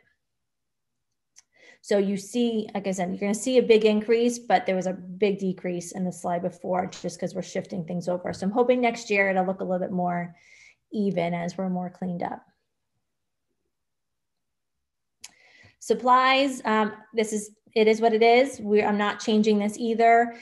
Supplies are as we need them. Cases, cables, power cords. My gosh, power cords is something that has been definitely an issue with us. People breaking, losing power cords. So we're actually starting to add those to our inventory system and tag them. You know, just server racks, projector bulbs. So we have classrooms that are using smart boards that have projector bulbs that can be quite expensive if those go out and those break. So we're needing to replace those. Anything that my technology team needs to get their work done, it could be as simple as a screwdriver that they may need to open up a Chromebook and swap out the battery. So all of the supplies that falls into that, but I don't foresee a need to increase that. So again, that's 0% change. And then finally is our lease. So every year the lease amount may vary based on needs.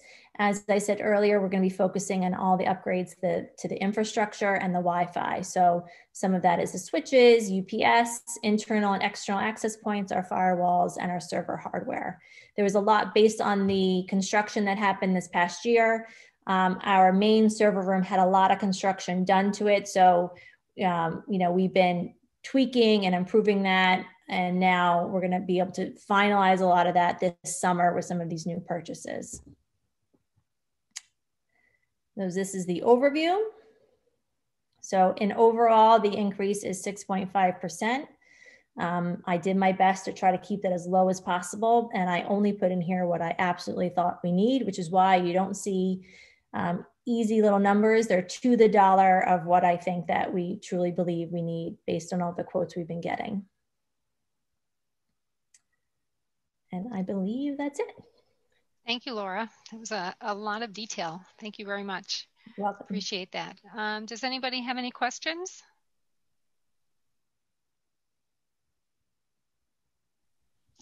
Looks like all of the questions were answered prior. Thank you very much.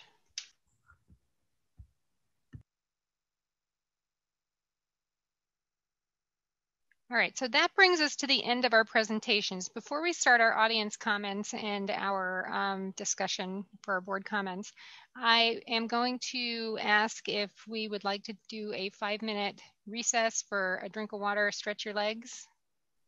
Yes, okay. Can I get a motion to go into recess? Can I get a second? Second. All in favor? All right, so 5-minute recess. My clock says 8:22.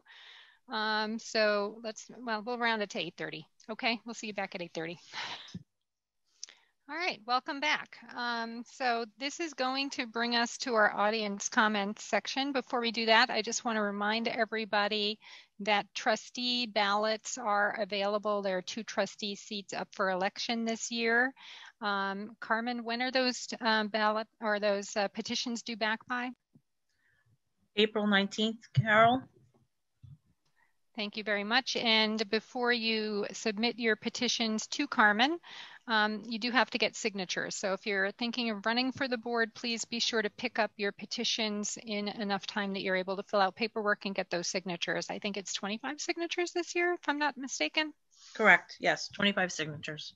Thank you. And just to remind everybody, on the school website under the board tab, there is a section for board trustees, and there are some links for the board member experience and some information there. And any of your board trustees would be happy to talk to you about their experiences as well. And Lisa, do you have dates for the West Putt forum thing? I think it was April 9th. It's April, the Thursday night. Is that the 6th? Let me look at my calendar really quick. It'd be the 8th, actually, April 8th. Thursday, April 8th is the date of the prospective trustee workshop that they have. Okay, thank you. All right, Carmen, take it away. Okay, good evening, everyone. So the first comment I'm going to read is from John Goldman. As previously addressed 2 weeks ago, I am delivering a petition on behalf of 247 signatories from the town of Cortland to the Board of Education for Hendrick Hudson School District. Please note that this petition should not be construed as opposition to the implementation of Princeton Plan overall, but only to what we feel it is the rushed vote and implementation for the 2021-22 school year. In addition, due to time constraints, we utilize Change.org online to collect these signatures, where we will have a very limited ability to verify the claims of residency. However, this list of 247 is filtered from a list of 432 signatures by filtering on the signatures stated city names: Buchanan, Cortland Manor, Cortland, Montrose, and Verplank. The text of the petition, the records of signatures and comments have all been emailed to the individual board members as of last Wednesday, March 17th. We thank you for hearing our voices and considering our concerns as we move forward in this difficult process. John Goldman. The next comment came in from Christine Jacknick. I'm writing as a parent of a current remote kindergartner who will attend BB with a younger child a few years behind. I've recently learned about the district considering the Princeton Plan, and I'm writing to tell you how strongly I support this change. Switching to the Princeton Plan will not only save the district an enormous amount of money, it will also offer a more equitable and improved educational experience to children across the district. Not only is now not the worst time for a switch, it's the best time. No one has had a normal year this year that makes next year the perfect time to step into a new normal. Having children in different elementary schools is a small price to pay for the improvement this will make to equity issues like class size, not to mention the budget issues. I would be grateful if this comment could be read aloud and at the end of the meeting. Thank you, Christine.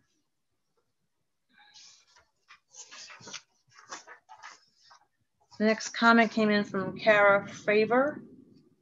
I'm writing to support our district adopting the Princeton Plan for the fall of 2021. I would like this message to be read at the end of the evening's meeting if possible. I support the Princeton Plan for many reasons. The cost savings are prudent and important. I don't want my taxes to rise, but it's clear that that's inevitable.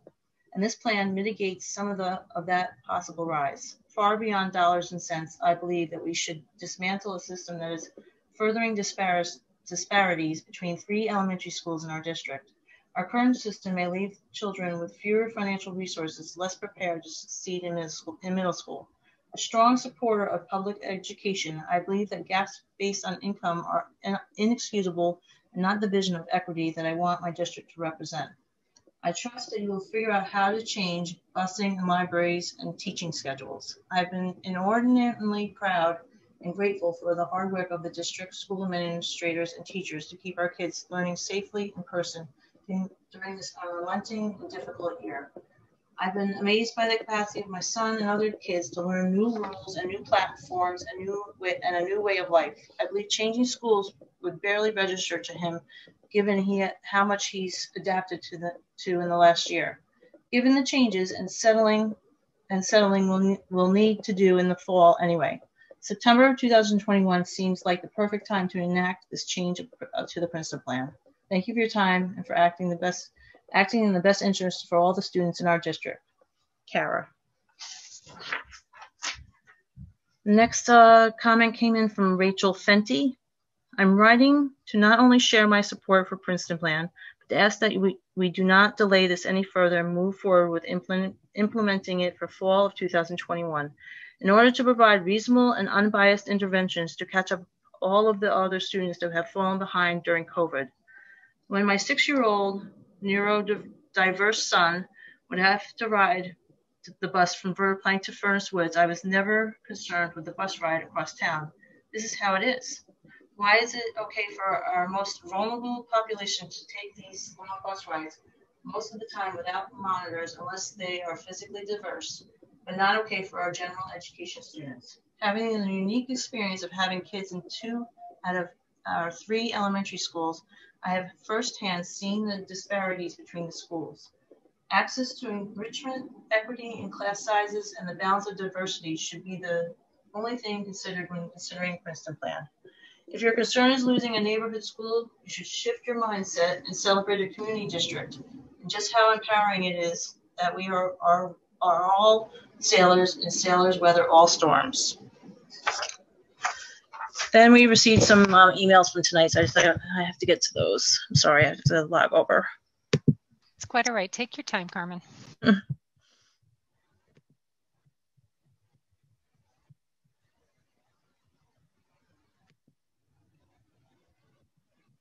the next comment came in from Luke Dykes.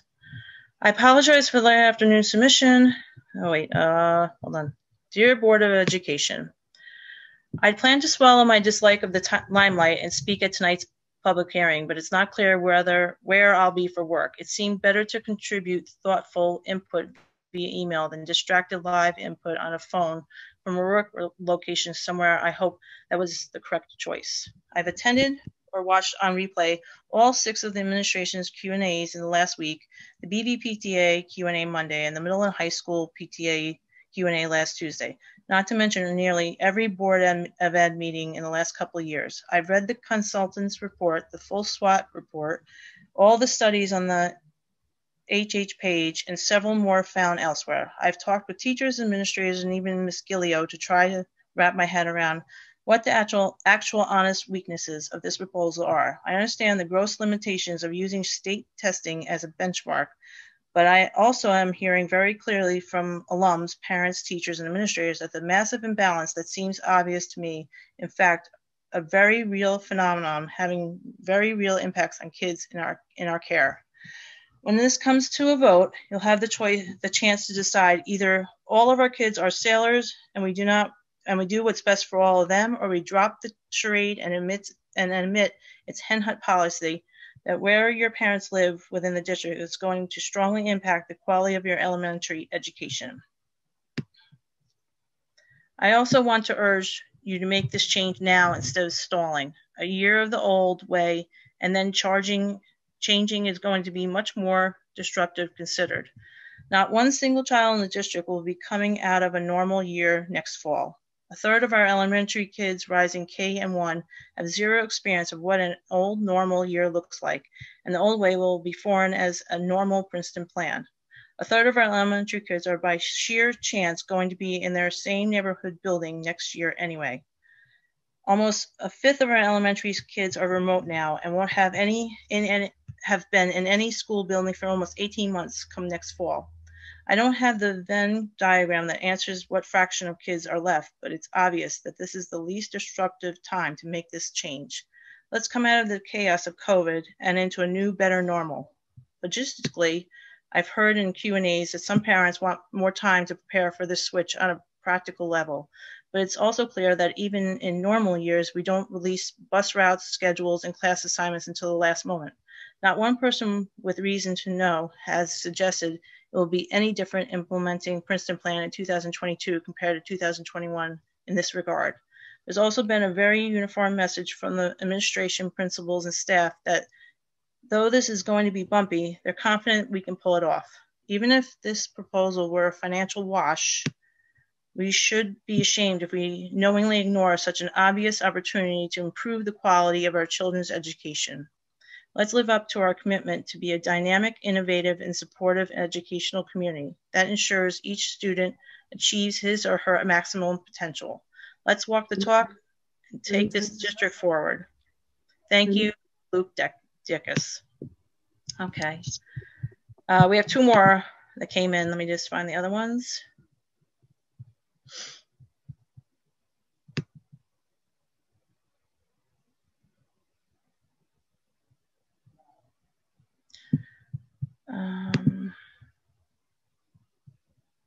This came in from Linda McMahon, who spoke earlier. I'd like to take a moment during the public comment section, agenda item 8.1. My comment is below. Given that class size is the main catalyst for the Princeton Plan, I think that redrawing school lines should be considered. For example, moving some of the FG students off Washington Street into FG. This would help mitigate class size, increase, decrease, eliminate the 30-40 minute bus ride for younger students, and allow neighborhood schools to remain in place. And then the next comment came in from Linda Curry. Hello, I would like to express my wholehearted support for the implementation of the Princeton Plan for the 2021-22 school year. My children are fourth generation Hendrick Hudson students who currently attend Buchanan Verplank Elementary School. The potential restructuring of this district through the implementation of the Princeton Plan will allow the entire community to come together as one. We can be one united district with one goal, providing quality education to all our children. All our children deserve access to the same level of education as their peers in different zip codes. While creating schools that specialize in the grade levels, students who may be struggling academically may be identified sooner due to the access to grade level collaboration. This will allow for very specific targeted interventions that will increase the likelihood of skill mastery while working together with their grade level colleagues and best practices. Historically, BB zone students have traveled on the bus to BMS without question. If moved to the Princeton Plan model, all students will share the same impact of bus rides durations, as they will be visiting all the schools throughout the entire district. Not only will this create an equitable opportunity for all students within the district, this will allow students to have access to all their grade level peers and have more opportunities to create long-lasting friendships without the negative connotations that still exist within this community due to what elementary school you attend. Thank you for your time and consideration throughout this process. Lindsay Curry. And those were the board comments that came in today. And we will put them into the minutes for the next board meeting. All right, thank you, Carmen. So that brings us to our board comments and new business. Does anybody have anything before we get to our discussion? All right, so this evening I would like to give everybody, all of the board trustees, the opportunity to make any comments they wish to make without interruption from any of the other trustees. To start off with, we'll go kind of around the circle. I'd like to get an idea of where everybody stands on their decision, whether to do Princeton Plan or not, and whether you think we should do 21 or 22. This is not a formal vote. It's sort of a temperature taking exercise to see where everybody stands. And the hope is to bring a resolution to our next board meeting and make a more formal decision. So we're going to go in alphabetical order, and we will start with Lisa Anderson. After everybody's had their go around, we'll open to further discussion if you guys want to talk further. Okay, thank you. Hi. I wanted to begin my comments tonight by thanking the many members of our community who have written letters to the board and who have participated in the district and PTA forums, and to the members of the Princeton Plan Stakeholder Committee who gave of their time, their efforts, and their hearts to dig into what the strengths, weaknesses, and opportunities and threats were for our district in restructuring our 3 elementary schools from a neighborhood model to the Princeton Plan. I've taken my responsibility as a trustee in this discussion very seriously, and it has weighed heavily on my mind throughout the whole process. I've personally read and reread every letter that was submitted to the board and every comment that was made during the public portion of our board meetings. We have made certain as a board that there were at least 1 or more board trustees at each of the public and PTA forums. When we haven't been able to participate live, many of us have watched the video recordings afterwards. I'm saying this because I want our community to know that you have been heard. I think it is fair to say that the consideration of the Princeton Plan has resulted in more letters, discussions, and comments than anything I have seen in my almost 14 years in this district. And with good reason. The adoption of this model would have far-reaching and long-term consequences to our district. As a mother of 5 children, 2 of whom are still in this district, I understand and relate to the difficulties families experience managing multiple buildings and juggling involvement in your children's classrooms, their events, concerts, parent-teacher conferences, and bus pickups and drop-offs. I also understand how strongly parents feel about their own elementary school, given my involvement in Furnace Woods. However, as a former PTA president, I've also seen the differences that result when one school can raise more funds for cultural enrichment programs, school assemblies, author visits than another. I've also observed my own children's transitions to middle school and how hard it can be to expand their circle of friends when there is a familiarity already with an established group. So while I understand the difficulties and major changes the Princeton Plan presents, I feel it is the best way to move our district forward in light of our current fiscal situation and changing demographics. To manage through the closure of Indian Point, we are going to need to make difficult decisions in our community. The longer we wait to start, the more drastic the decisions will need to be. Neither the pandemic nor the upheaval it has created will buy us more time, nor reduce the fiscal impact on the district. In fact, it has exacerbated it. I believe this is the beginning, not the end of the difficult decisions we are going to need to make. Alternative income streams may be found, but we cannot rely on them until they materialize. Until then, we are forced to consider every available means to reduce costs while preserving and hopefully even improving the educational experiences and outcomes for all of our children. I have heard some say that the cost savings projected by the implementation of the Princeton Plan aren't worth the impacts of this change. While recognizing the significant loss of staff positions, the longer bus rides, the hardships some families may face, I respectfully disagree. Where else can we cut $2 million from our budget? I don't see any other viable alternatives that won't result in a significant decrease in the quality of education we are providing our students. A $2 million budget decrease is significant. The fact that we can reduce $2 million from our budget without cutting programs, while also providing greater equity and unification in our district, makes this change absolutely worth it to me. With regard to whether I would move forward with the reorganization this fall or in 2022, I am leaning toward implementation this fall. I recognize the difficulties this quick change will present for our families, and I have heard the pleas for more time from some of our parents. However, I believe that prolonging the switch will not make this change easier in the long run. Thank you. Thank you, Lisa. Mary Pat, you're up next. Okay. Can you hear me? Yes, we can. Thank you. Okay. I understand the financial implications. Clearly I've been on this board for 15 years.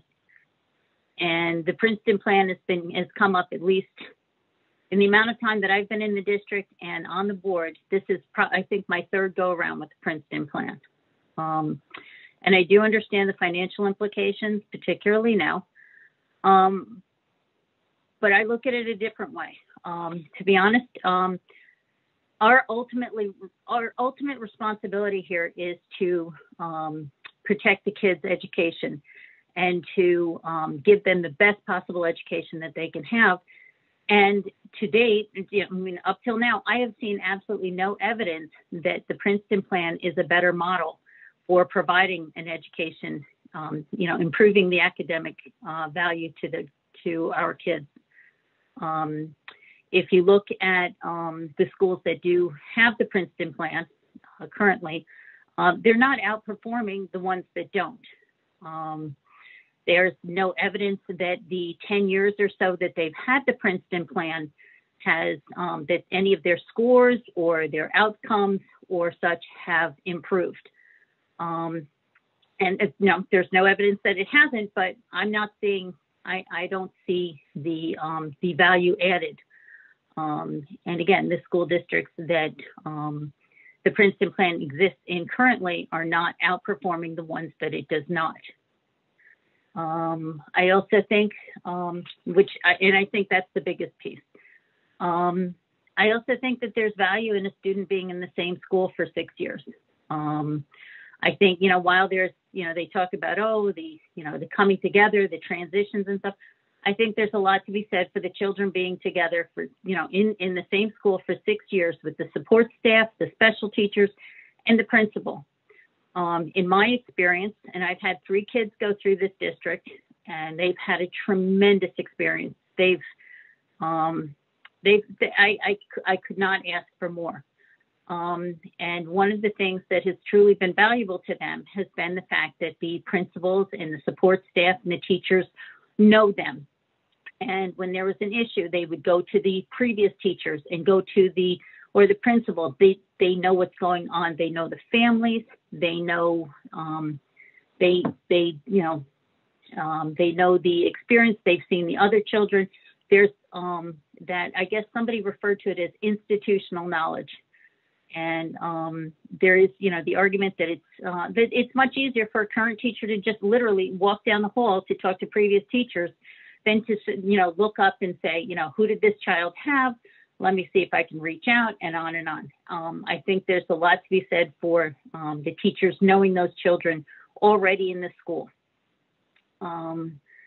There's also been the discussion about bringing the children together. They don't, why wait till 6th grade? These kids have been together. I remember a long time ago, these kids have been together in sports, dance, karate, church, whatever artistic endeavors. They've been together like through these years. I remember literally, 15 years ago, 20, whatever, when my oldest one went into the middle school. And I remember him coming to me and saying, Mom, what if I don't know anybody? What if I don't know anybody? And I had the conversation. I said, Danny, it is not possible for you to walk into a room and not know somebody that you haven't played, baseball with or karate or whatever activity he's been in, or church school. And he came back, and I remember this. I remember he came back and he's like, I knew everybody. He goes, it was no problem at all. So, and as he went through like middle school and stuff, by the time he got to, the end of 6th grade, he had friends that were from all 3 schools. So I don't think that there was never a question of like, oh, he's from BV, oh, he's from Furnace Woods. There was never that thing where they, any child was not included because of where he went to school or she went. I also believe that the Princeton Plan will make parental involvement more difficult. You have a lot of parents who are involved in the PTAs, going back and forth to schools. If you have even a parent who only has 2 children, and some have more than that, and they're, going between, school, Frank G to Furnace Woods to BV to get these kids to where they need to be, they simply don't have the time to commit themselves fully to the school that they're, to each school. So it's going to be, every school is going to get bits and pieces. So, and I think it's going to make it far more difficult for the parents as well. I also do agree that the amount of time on the bus, you talk about it not being a big deal or, like, oh, these kids are doing it in high school. There's a big difference between 5 and 15. And the amount of time that the younger ones are on the bus, right, to send a child from BV up to, you know, Furnace Woods, and with all the stops in between, it's a lot. Or Furnace Woods down to BV. It's a lot. These kids are going to be on the bus for 45 minutes. And to suggest that given that kind of time, you know, like an hour to an hour and a half a day for these kids being on the bus, to not expect behavioral problems, I think is just being, you know, irresponsible, because there will be. There's just no way that these kids, they're not going to sit here and play on their phones or chat quietly. They're not. They're wound up. They're exhausted. They're doing all the things that, you know, they're 8 years old, and they're going to be doing. It's going to be it's going to be very difficult to have kids on the bus for that long. I don't think there's going to be. If you can look at how it is, I don't know, quote unquote, environmentally. But I think driving the buses all over the district over and over, I think over time will also increase our costs there. I know that there was discussion about what aid we're going to get, but I don't see it being a net sum of bringing it down to zero. There's going to be a change. Looking at the SWOT analysis that was provided, the strengths and weaknesses, those will exist no matter what the school, whatever the structure winds up being. But I think some of the threats and some of the opportunities, I think, are somewhat overstated, or again, not necessarily accurate, because you do talk about the kids being brought together.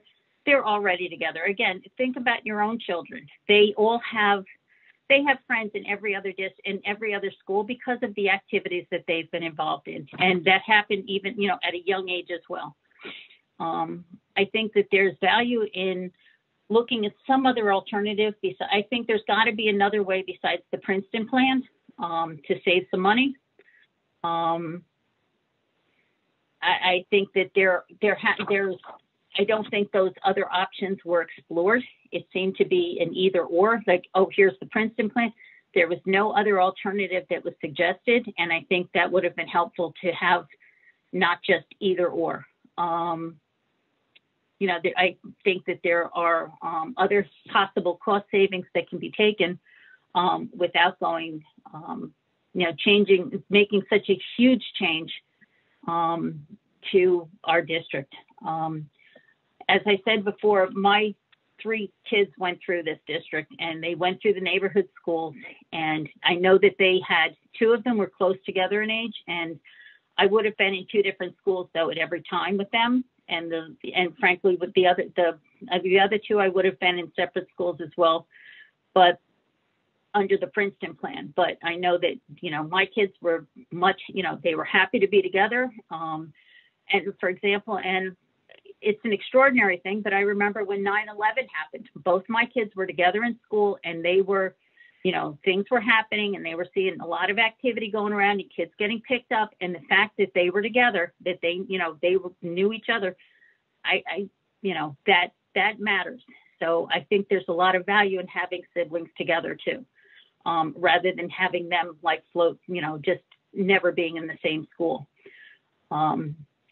I do think that the experience they had and the environment that they were in, where they were supported by the consistent, 6 years of the same principal, 6 years of the same, special teachers and support teachers, I think allowed them to achieve what they did and gave them the foundation to, approach middle school and high school in the way that they did. I think it was a tremendous experience for them.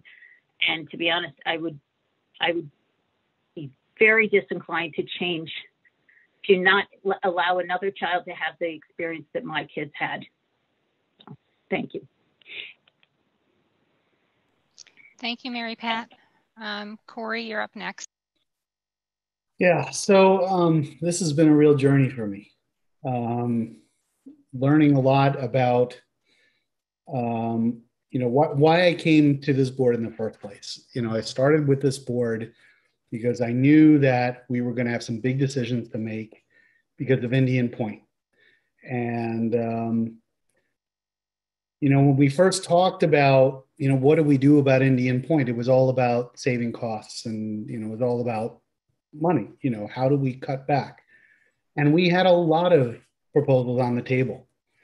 And we talked about all these different potential things to do, and none of them seem to be, you know, you can't have your cake and eat it too. There were going to be tough decisions to make. And we came down to our 4 options, which, you know, talking with external experts and other people, and I learned a lot about, you know, what choices we had to make and what the Princeton Plan was all about, because it was new to me. You know, I grew up in neighborhood elementary schools. And we talked to the community about, you know, we have to do something because of the loss of revenue. Now, because of the great work of the administration, we don't have as big a loss of revenue as we originally did, but it's still incredibly significant. So we still have to do something about it. For me, it was originally about cost, and is it worth it from a cost perspective to change around our education system like this? As I learned more about the Princeton Plan, I learned it was a lot more about equity. It was a lot more about social implications for children and having an expanded social circle. And to me, the decision is no longer primarily about saving funds. I mean, obviously we need to, and $2 million is a lot of money to save. And there has been no good other proposed solution to save that much money that wouldn't impact a student's educational experience as much. I mean, the only way to save $2 million is to do some pretty significant things that are much more significant than the Princeton Plan to student education. So for me, I think about the equity. I think about the community on the whole too. There are a lot of people in this community that don't have kids in the schools that also need to be represented and thought about. I've read all the emails. I've talked to a lot of parents. I've listened. You know, I've attended the meetings. I've posed some really hard questions to the administration, challenged them on quite a few things. There are still some answers that I would like to get, but they're not going to be as impactful to the way I'm leaning. I've been on the fence for a long time, but I am leaning towards implementing the Princeton Plan because there are more benefits, I think, for the students and the community on the whole versus status quo. We can't manage with status quo with everything that's happened. Then the question about, well, do we do it in 21 versus 22? And I wonder, you know, if we don't do it in 21, the kids come back, they come back to the schools the way they were before, and now a year after, you're going to have to put them through that all over again. You know, I can't get my arms around doing that to them twice. If we are going to do the Princeton Plan, I think it needs to be done in 21. And I think that the administration needs to come up with a really good plan on how they're going to help the children through this, prepare them for the new system and the new schools, have the staff support there for them, and just make sure that the plan is really detailed and very focused. And the communications have to be significantly better than we've had to date. You know, I hear about a lot of parents now saying, you know, this is the first time I've heard about this. I believe it's been talked about since 2013, and I've heard it in all these meetings for years now that we've been talking about this. I think there is no better time to implement the Princeton Plan than now. And in addition to that, while we're doing that, I think we absolutely have to consider later start times for the high schools. If we're going to do this, let's do this, right? Let's not, you know, let's not do 50% of it and then put the kids through it again. You know, if we're going to say we want to do later start times for high schools, Let's do that now too. Let's get the bus routes right. Let's get the kids prepared for this. Let's give them enough time. Let's get the parents prepared. There are a lot of implications and there's going to be a lot of pain. We knew there was going to be a lot of pain when Indian Point was shut down, when we found out about that. So the question is, what is the pain that is most manageable? So there is no happy medium. There is no, as I said before, have your cake and eat it too. We have to make a tough decision. And as much as I would love to keep things the way they are and have our financials be fine, and have equity in our systems and give all kids the same opportunities across the district, I don't see how we can't do this. So that's where I stand. Thank you, Corey. Bill, you're next. Thank you, Carol.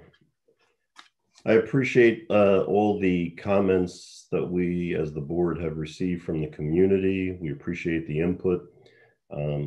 I've personally read every single email that's come to us, and I understand every decision, including this one, has pros and cons.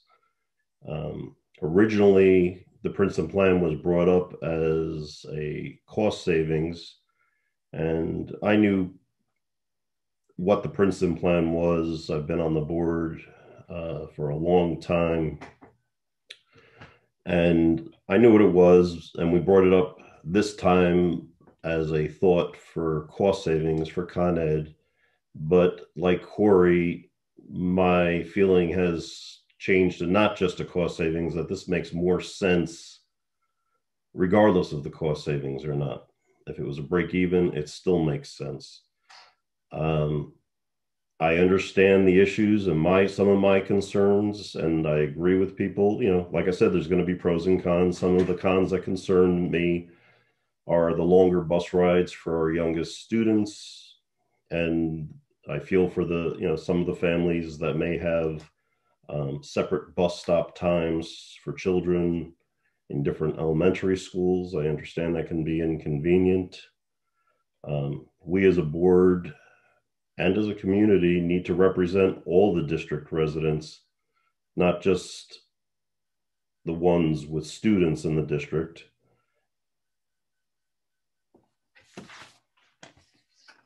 We have discussed a lot of these already. It's just rehashing, what we've been talking about for a long time. Class caps are not changing. It's just going to create equity within class size by having entire grade classes at a similar size. It allows for more efficient enhancements to specialized services by allowing, if needed, one staff per grade instead of one additional staff for each of 3 elementary schools. So it's not just going to create efficiencies now, it's going to create efficiencies in the future. And our children are used to changing teachers every year. They currently handle changes from being at home to going to kindergarten, then later to middle school. I believe most children will handle changing 2 extra schools just fine. I think it's a lot of the perception of what the parents guide them to. It's exciting to be in a new school. You tell them it's good, you guide them that's good, and parents are always doing that anyway to guide their kids in a favorable way. I think the kids will do just fine. Now is the time to make the change.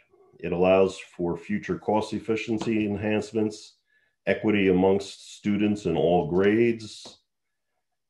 We have our elementary who are remote students already in the Princeton Plan model in effect.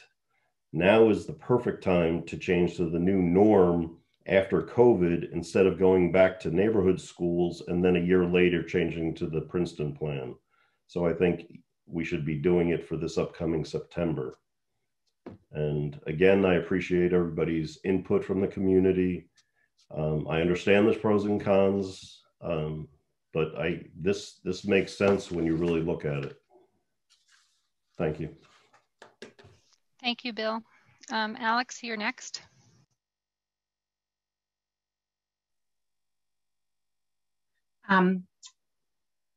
I'm grateful to everyone who has taken the time to share their thoughts, concerns, and questions. While this decision feels divisive and strong opinions are held on both sides, the discussion has been civil and constructive, and I hope community members will continue to stay engaged as we move forward, regardless of the decision about the Princeton Plan. Reorganizing our elementary school model has been discussed and rejected in the past, but with the loss of the Indian Point pilot and changing demographics, we have started the conversation again to evaluate whether this would be a good option for our school community now. I take my role as a trustee very seriously and carry the weight of being your elected representative in this important decision. As a new trustee, I quickly learned that I don't have 2 children in the district, I have 2,300. And I'm not one voting taxpayer, I'm one of 14,000. Our charge as trustees is to represent the entire community, all students, staff, and taxpayers. With an open mind, I have read the SWOT analysis, read over 60 emails from community members, listened in on over a dozen PTA meetings and public forums, carefully considered all the public comments made at recent board meetings, and completed hours of research. Ultimately, if my recommendation or the board's final decision does not align with your opinion, it does not mean that we have not listened to your concerns. Our job is to look at the big picture and make decisions on behalf of the entire community and their varied interests. When my community moved to this district, we looked at houses all over the county, but chose Hen Hud for its high quality educational and extracurricular programming, diversity, and affordability. 3 factors that are unmatched in other Westchester communities. As a trustee, I'm committed to keeping our school district a place where other families want to live, and am therefore in favor of reorganizing our elementary schools into the Princeton Plan. It offers many, many opportunities. It reduces our tax burden without eliminating programs. It's fiscally responsible. I worry about the threat of a failed budget if voters feel we have not done all we can to reduce taxes. The budget passed last year, but how long will the community support higher taxes? A contingent budget under the status quo plan would mean eliminating more than twice as many positions than a move to the Princeton Plan would. The Princeton Plan creates an equitable distribution of resources, supporting students with what they need, using targeted academic and social emotional learning groups where support or enrichment is needed. It keeps our IT students with their grade level. The Princeton Plan celebrates our diverse community as an asset. Rather than just teaching students a lesson about diversity, wouldn't it be more valuable to create inclusive programs where students, staff, and families can learn from one another? It offers the ability to deliver age and developmentally appropriate programs with concentrated resources like professional development, libraries, and whole school initiatives. It offers enhanced teacher collaboration, which can allow staff to create innovative programs that all students will benefit from. Long-term, I do think that there is an opportunity to create programs that Hen Hud could not otherwise afford to. But I do not support reinvesting cost savings into new programs during this first year of implementation. Those programs would need an in-depth community conversation about what we value and what programs we should invest in. I've also heard from the community about the potential threats, and I hear these concerns. But a reduction in staff is not a reduction in services. No programs will be cut. Parents are worried about frequent transitions, that a lack of consistency could lead to anxiety and lower student performance. The Princeton Plan would offer students a chance to practice transition. With careful consideration and proper planning, we can create support systems that students will need to be successful in school and long after. There's no major construction that needs to be update our buildings for specific age group. I've heard from some people that the tax savings just aren't worth it. But then I've heard from lots of other citizens the exact opposite sentiment. As trustees, we don't know who or who cannot afford a tax increase. What's tolerable or acceptable to one family might be devastating to another. Parents are also worried about class size increases. And while I will not argue with the academic benefits of smaller classes, the Princeton Plan offers increased social opportunities and would provide principals more options for better student and teacher placement. I will not belittle the sentiment from parents of younger children and their logistical concerns. but let's take time to learn from other parents how to make this challenge manageable. Some current head-on parents already have children in multiple schools, and other districts use the Princeton Plan model. We can learn from other parents' successes and how to implement these changes. Nor will I trivialize the loss of community some families would feel. Yes, there will be a loss of the community you know and love, but there's also an opportunity to create a bigger, better community with new friends and school traditions. I found this sentiment most notable in the letters that we received from parents of older students who have already made the transition from elementary to Blue Mountain and high school. They've shared their experience and feel that the Princeton Plan would actually enhance our sense of community. Parents are worried about communication between schools during transitions and monitoring student progress over time. I think it's an opportunity to investigate and make sure that we're using correct data management systems and creating systems for teacher communication. One of the loudest arguments I've heard against Princeton Plan is the long bus ride times for our smallest students. We already have several dozen students taking longer bus routes if the special ed program they need isn't offered in their home school. With time, we could explore the feasibility of some options that the community has suggested, whether it's capping travel times, adding monitors where needing, or having neighborhood pickups. Lastly, I have heard, is the Princeton Plan or status quo a better academic model? There's no research to support either academic model. The Princeton Plan started when the district wanted to examine options to reduce our tax burden after the loss of the Indian Point pilot. After thoroughly researching the issue, I've also learned of the educational opportunities that the Princeton Plan could offer our students. While a change in our educational model does not come without challenges, I feel with proper planning, a move to the Princeton Plan offers our entire community a win-win scenario of reducing our school taxes and creating a more equitable and robust educational experience for all students. My initial thinking was implementing the new plan starting this fall would realize our tax savings because the kids haven't known a normal school year in over a year. But after careful consideration and reading letters from the community, I'm now recommending that we wait until September of 22.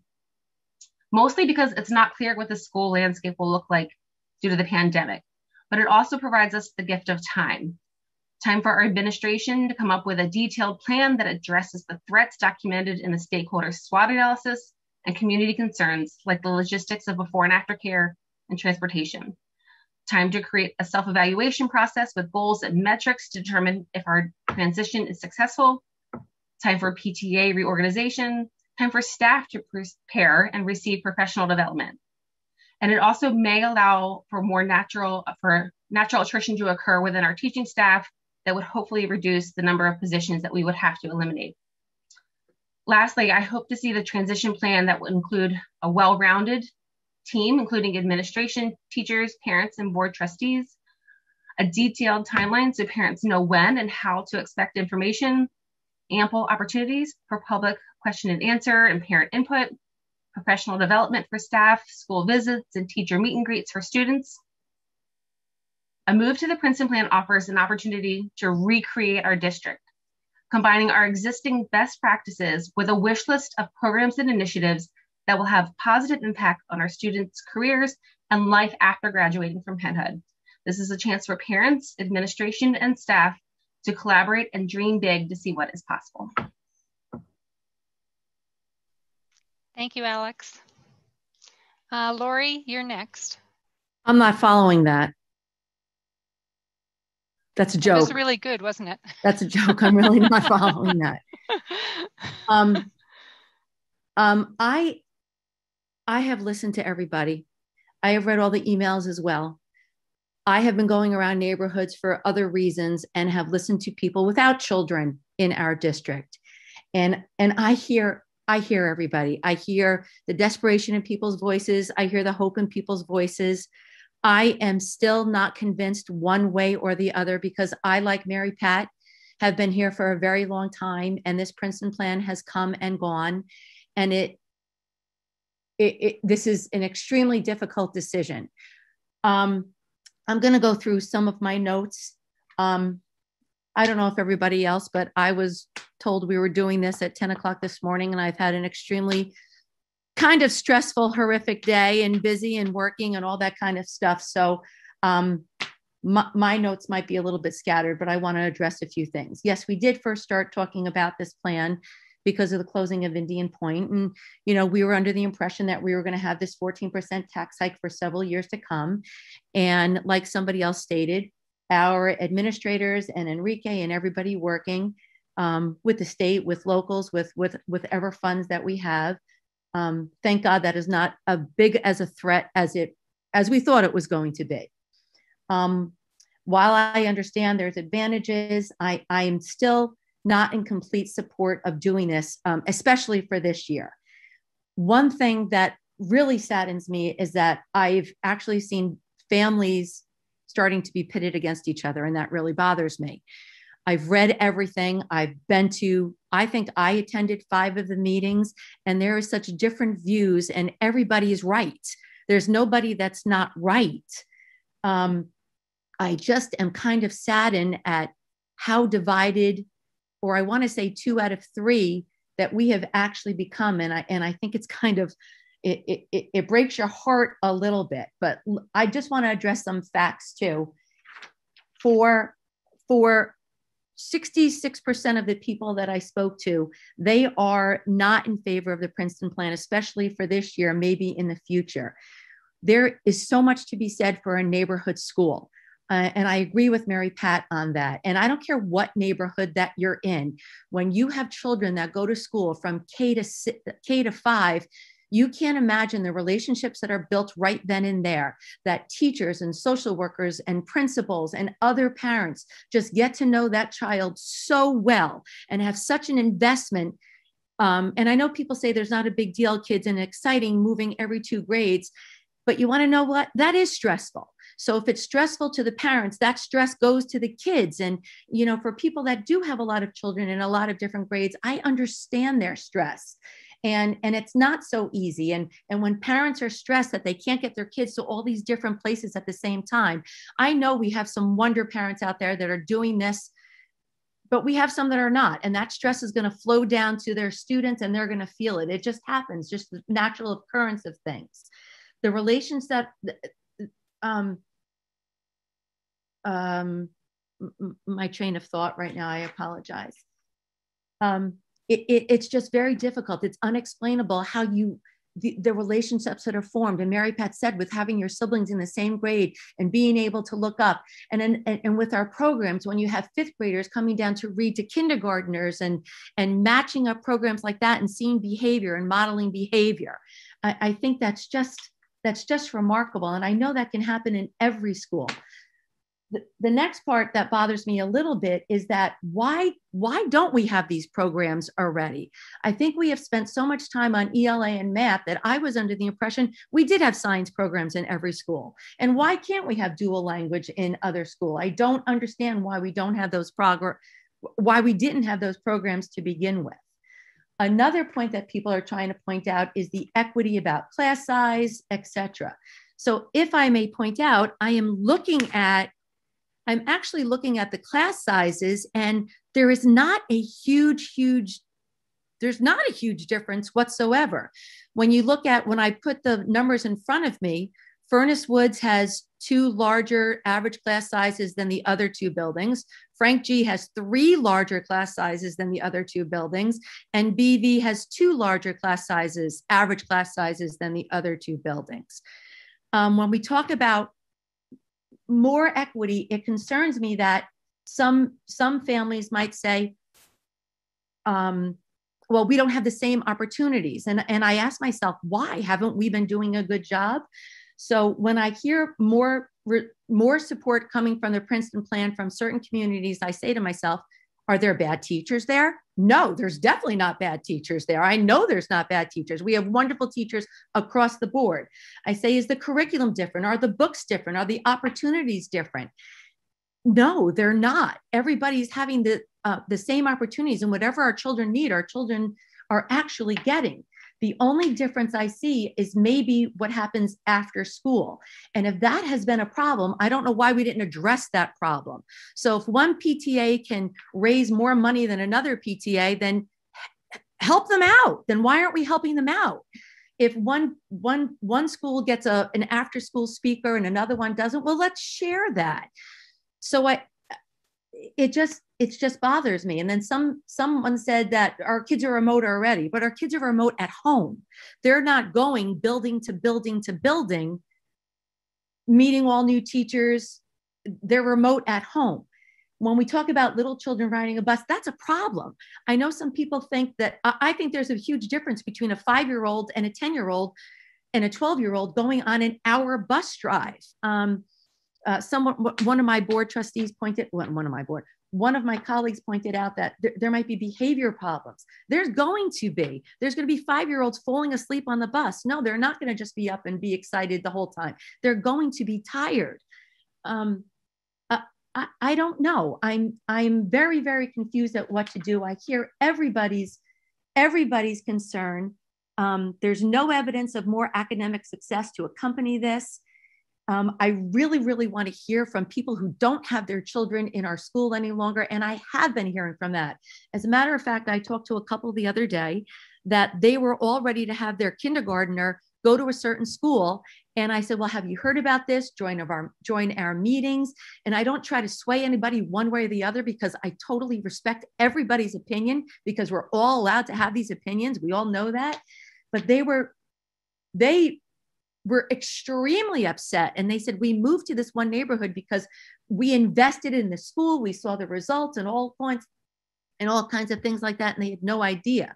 So I think it is incumbent upon us to find out a little bit more about what our parents and non-parents of people think before we actually make a final decision. So I really respect everybody's decision.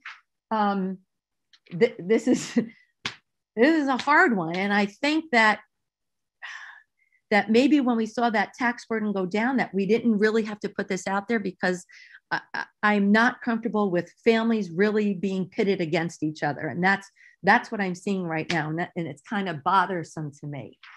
I don't know what else I can add, but I definitely need some more information. And one thing that I may bring up, if we did a survey for people coming back into school, I don't understand why we can't do a survey about our situation right now, to tell you the truth. So I would love to hear a little bit more about why people think their schools are so in one school over another, about the equity issue. I know that we have a higher concentration of our ENL children at BV. I know that they were going to Furnace Woods. I think the Furnace Woods parents, who I'm going to gather and take a guess at, are more inclined to not go with the Princeton plan. However, some have said to me, we will take anybody here. We will bring everybody here. We just don't want our kids going all over the place, because we like our neighborhood school. And I agree with them. So I think maybe if we could, I don't know, use some more innovative ways to shuffle. I don't know. I'm having a hard time with this, as you could tell. This is a really, really big decision that's going to affect our community for a really, really long time. And I just would appreciate a little bit more communication among people who do not have children in our schools or are anticipating putting children in our schools. So I'm glad we have a little bit more time. And I don't know how inclined I am to go along with this, especially in the 21 school year coming up. We're still waiting for doors to be put up in our schools. And I don't know if we can actually make this happen as smoothly as some people think we can make this happen.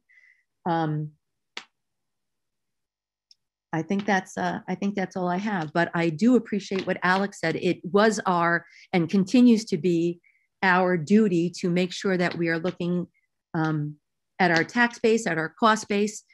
Obviously we have to do that, right? That's part of our job right now, but we have to really listen to what people are saying. And I think that there's other ways that we can solve our perceived inequity, which I don't really support. I don't know if social engineering of schools is the answer. I really, truly believe in neighborhood schools, but I absolutely understand other people's positions of why they would want to bring this on.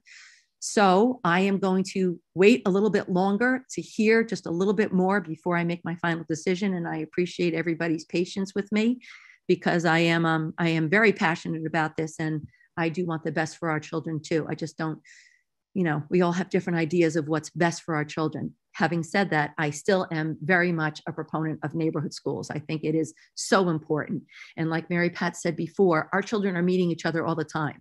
There's sports and clubs and dance and everything like that. And quite frankly, my son's best friends are not in the school district that I live in, are not in the elementary school where I live in. So, you know, it is possible. And I think it's also a great idea to give kids the opportunity of having that neighborhood school, because then when they'll have 6 years of a neighborhood school, and then they'll also have opportunities of our community schools. So it's giving everybody an opportunity for both. So again, I'm going to hold my final decision until I get a little bit more information. And thank you for being patient with me. Thank you, Lori. In spite of you having said you weren't prepared, that was an excellent speech. All right, so even though my last name is Carol, Abraham. Carol, you know my brain cells are in a little bit different place right now, so I I'm appreciate sorry. it. Yeah. Even though my last name is Abraham, it is traditional for the board president to make their comments last, in case you were wondering why I was not first on the alphabetical list. So I would like to let you guys know I have listened to every forum and PTA meeting, either as an attendee or via recorded video. I've read each and every email sent to the board and have spoken to people in the community. There have been many opinions from both perspectives, which really does show how difficult a choice this is. I've heard teachers, our elementary principals, and all of our central office administrators say in public forums that they support the change to grade level student organization, not just for economic reasons, but because they believe it is best for our students' education. I have also heard the concerns, length of bus rides and loss of connection to neighborhood schools being the most common. Some of our students, and I would like to address these, some of our students with specific needs are bused to other schools and other districts for their education. Many students in our area go to private schools such as St. Augustine, St. Patrick, the Montessori programs that are nearby to us, or others that are often a significantly longer bus ride than any of our students may face. I've never heard of any of those parents tell me that a long bus ride has been a barrier to their child getting a good education. Many of our kids go to camps in the summer, such as Camp Combe, Camp Nabby, Gatehill Day Camp, and others. Those rides are farther than any of our potential bus runs, yet our parents opt for those experiences for their kids. There are many students in rural districts in New York State who travel an hour or more to get to the only school available to them. The busing concern is a valid concern, especially for our youngest students, but I have confidence that it is one that is not insurmountable. As far as to the concern for a loss of connection to our neighborhood schools, I see this as an opportunity. What an opportunity we now have in front of us to unite our elementary students within the wider community in which they live, and to give them a greater chance to form lifelong relationships with the kids they meet at preschool, camp, or on sports teams, and which can continue uninterrupted in elementary school. There are even some members of our school community that put up buying a larger home within the community or moving out of their rental, so their child won't have to change schools and leave their elementary friends. That would all be corrected. It breaks my heart to hear that on our current model, some students who would benefit from added educational services decline them, so they won't have to change elementary school buildings.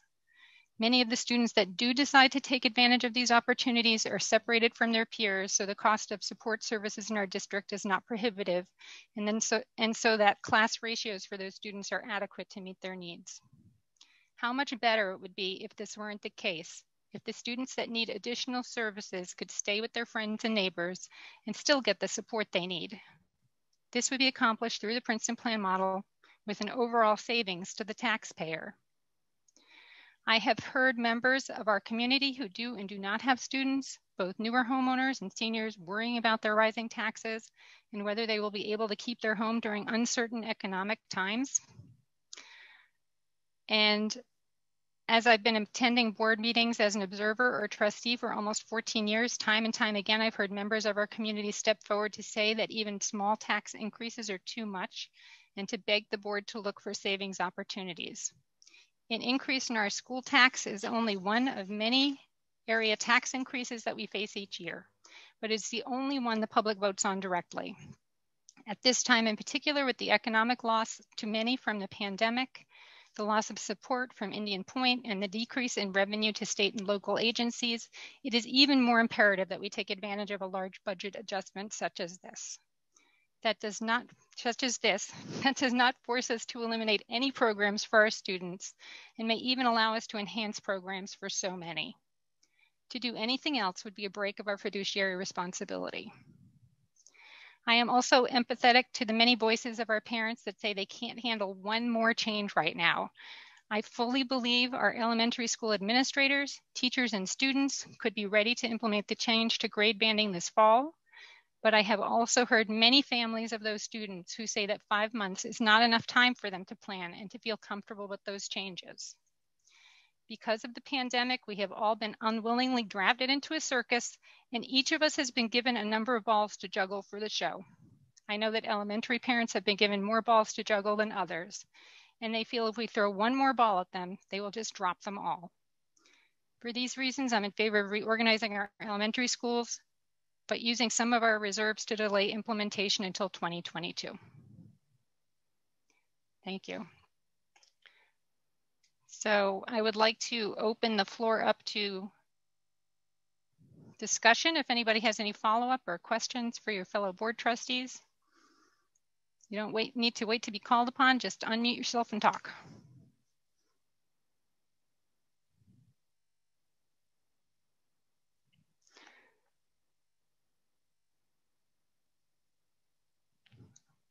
Okay, I got nothing. I will, Carol. Okay. I just I want to thank all of you guys for showing up at all the board members for showing up at the meetings and listening to people so carefully and giving such a and putting your heart into this. I know this is a huge decision and it's going to impact forever, like forever. So thank you for everybody to the meetings. I still would like to hear from our principals. I think it's important to ask the people in schools that maybe we can get a report from them about their professional opinion about how this is going to work. They're the ones that work with our kids every single day. I know we've heard from our administrative team, but I would still like to hear from our principals and perhaps I know we've heard for some teachers, but maybe a little bit more formal to get a better idea. And like I said before, some community members that do not have their children. But again, to board members, thank you so much for being diligent and for doing a heck of a lot. So thank you.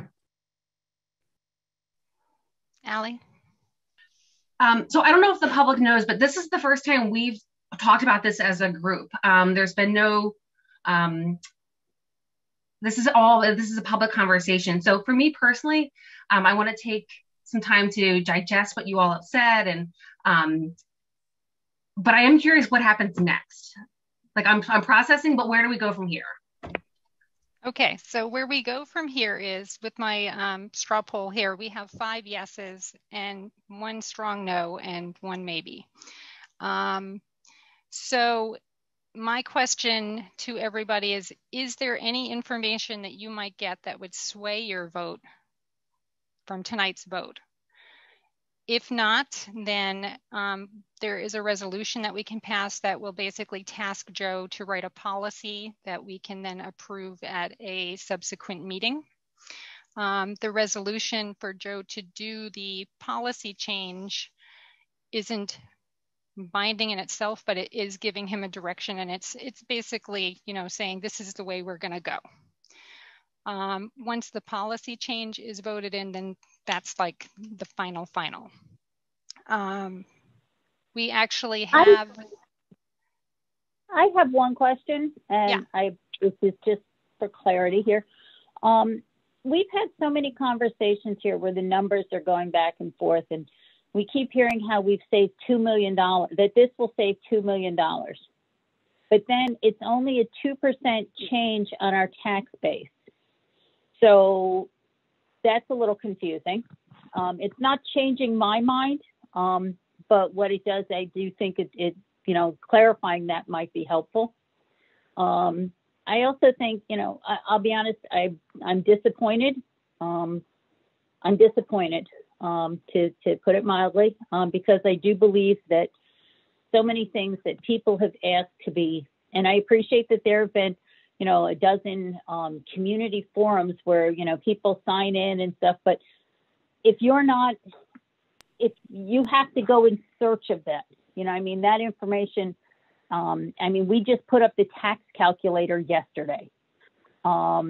We haven't, my feeling is, one of the things Alexandra, her comment was an in-depth community conversation about new, programs that we might implement rather than, under this new thing.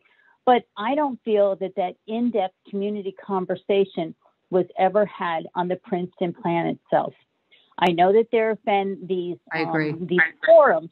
There have been these forums, but I don't believe that I don't believe the community feels that sending an email or, dialing in is enough. I think these are extraordinary times. And I think that this has been done. There's so much, people have so much going on. As you talked about the balls in the air, I really think that this is probably making a lot of people, like, this wasn't an extra ball in the air. If they're aware of it, this is 4 extra balls in the air because it's such a monumental change. This is a complete 180 from what they're used to. And I just don't think that, online chats and emails constitute in-depth community conversation. I think that there's a lot to be said. That I believe it takes more than that to really get the feel for the community. And I'm sorry that that's not, whether it's COVID or whether, related, or whether it's a function of, trying to get this through by 2021 or by a certain amount of time. I just have reservations about making such a change like this when so many people are feeling like they are not heard. We had one woman who just tonight, who got on and said, I just heard about this. And she's somebody who did not have children in the district. I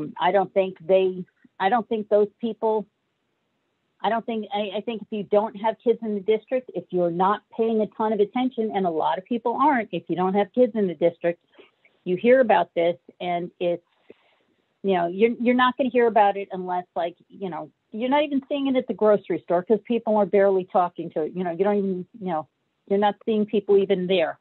So I think that the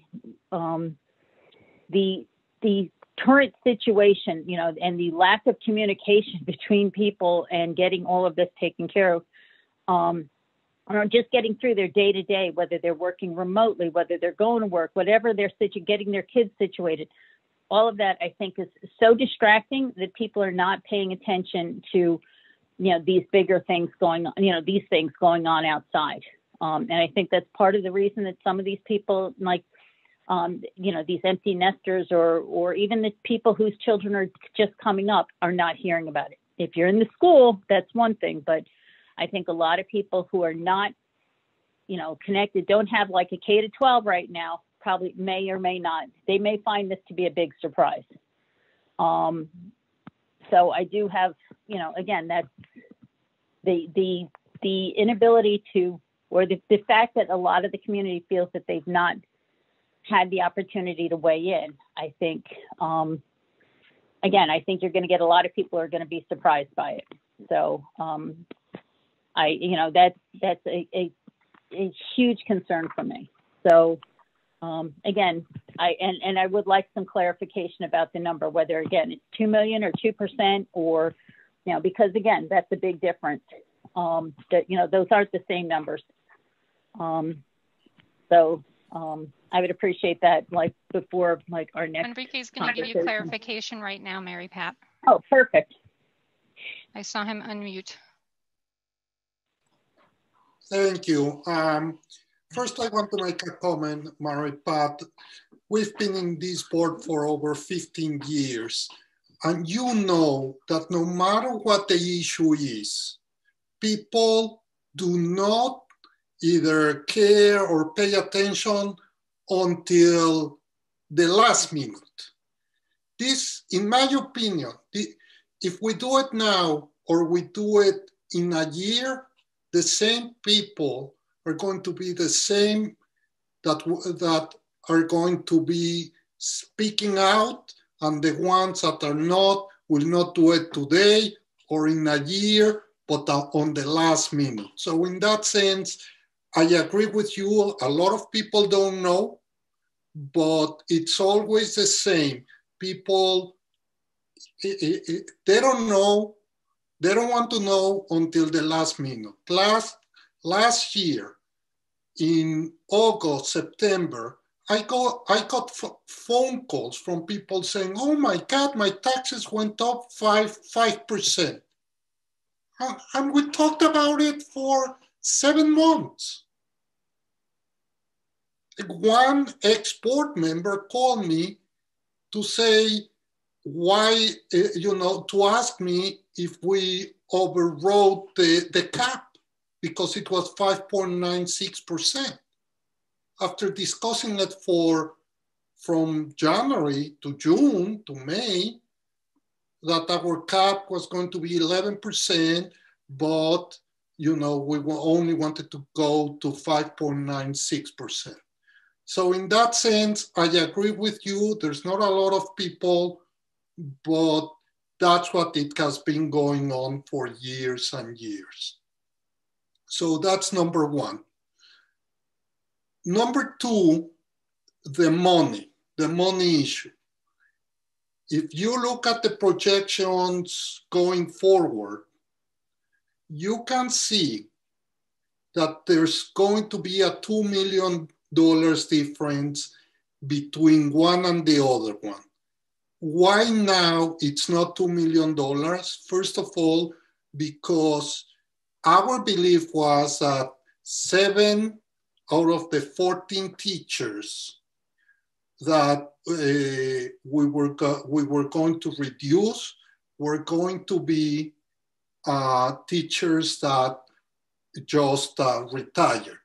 A teacher that retires today that we do not replace is savings of about $170,000. A teacher that we let go because they are at the bottom, it's about $110,000. So for next year, we only have three or 2 elementary school. Joe, remind me, is 2 elementary school teachers or 3? I believe it's 2. It's only 2. So no, I'm sorry, it is 3. 3. 3. So there is about $480,000. But the other ones, the other 11 will have to come out of reductions, and that's only $110,000. So in that sense, over time,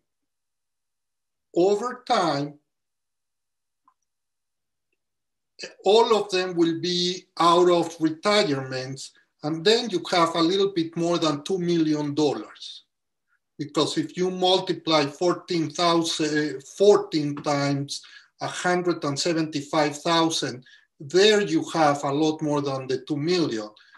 But they are not coming the first year. They are going to come over time, over the next 2 to 3 years, if we continue to have the same trend as we had the last 10 years of 3 to 4 elementary teachers retiring every year. So that's how we calculate it in general terms. I'm just giving you general terms. But that's going to happen anyway. That's got nothing to do with the Princeton plan.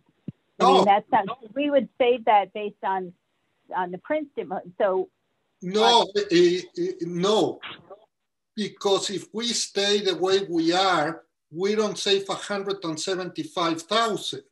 We only save 80 because we have to hire a new teacher.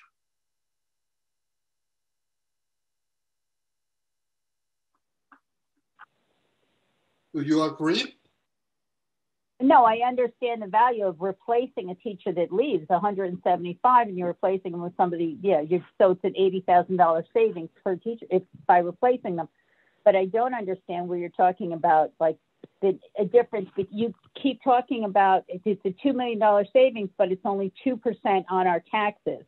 So that's going to be the impact on our taxes. So that's not $2 million. That's what I'm saying. 900,000. That's the first year of 900,000. But then the second year, if the second year and the third and the fourth, there's going to be also reductions. And then so that $2 million you're saying is going to be saved over 3 years, not over 1 year. Oh, it really depends. We thought that it was going to be over 2 years. And probably it's going to be over 2 years. But then if you take one thing into account, every year for the last 15 years, we had to split at least 2 classes every year. So we had to add 2 teachers per year. That it would be very unlikely to happen under the Princeton Plan. So if you add then another $170,000 for the 2 new teachers, that you don't have to do it under the Princeton Plan, that's how you get to those $2 million starting probably the second year. Maybe again this year, there's about $2 million, but that also includes the 4 middle school teachers that if we decide to reduce them, that will include the $2 million for next year. But the following year, everything is about Princeton Plan. So next year is Princeton Plan and the reduction in Blue Mountain Middle School going forward. So you're suggesting, though, that the reason that it's not $2 million saved because of the Princeton Plan, it's because some of those savings, that $2 million, will come from changes made at the middle school as well. It's not $2 million saved from the Princeton Plan. It's the Princeton Plan plus the possible changes at the middle school. Next year. Yeah, let me jump in. A year ago when we were beginning our, it was a year ago, we were beginning our committee work, and our first meeting was going to be March 27th. We identified around $2 million in staff savings. It was 14 positions. Our budget of how we got to 14 positions was if 7 retired and if 7 had to be laid off. That 7 was modeled based on trends at the time. All right. Every year during this meeting, we show you how many people are retiring. We do the math. We put that into the budget. That's why the instructional budget's the last budget that goes before the board. Where we are right now, rather than 7 and 7, 7 retirements, 7 reductions, either layoffs or if people resigned and got different jobs or whatever. We're not at 7 and 7 right now. We're at 3 and 11.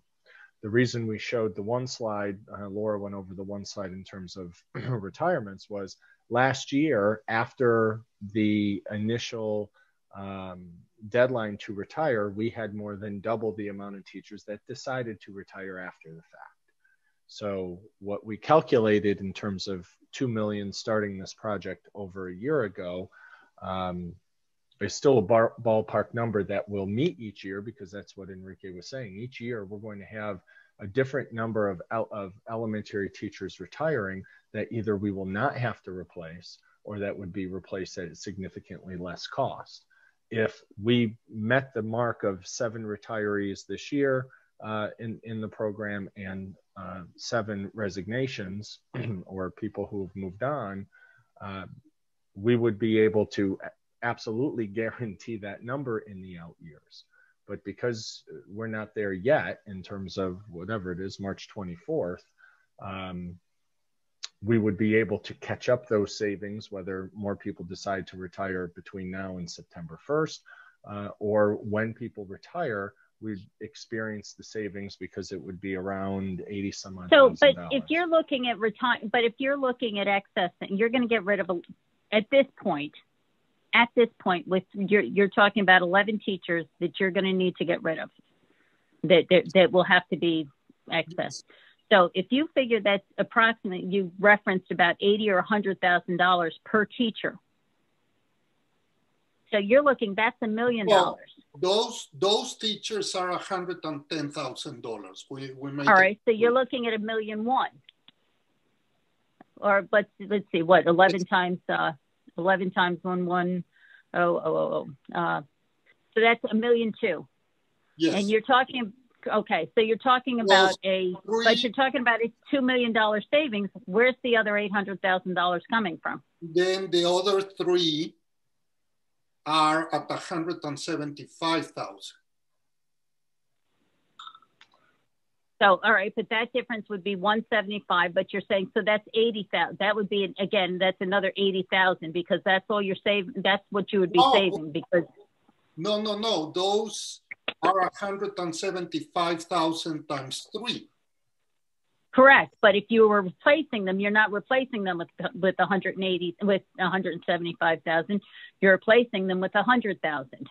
No, we're not replacing them at all. No, because if you were to replace them. No, I'm saying they're retiring anyway. If you had to replace them, you're replacing them with 80,000. So the net difference is the 80,000.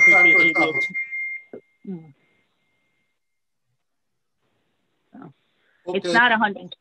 So I'm just trying to understand where that $2 million. I mean, I appreciate the 175 that you're not replacing, but you're gonna, if you were to replace them, you would be replacing them with 100,000, saving 80,000 per. So that's 240.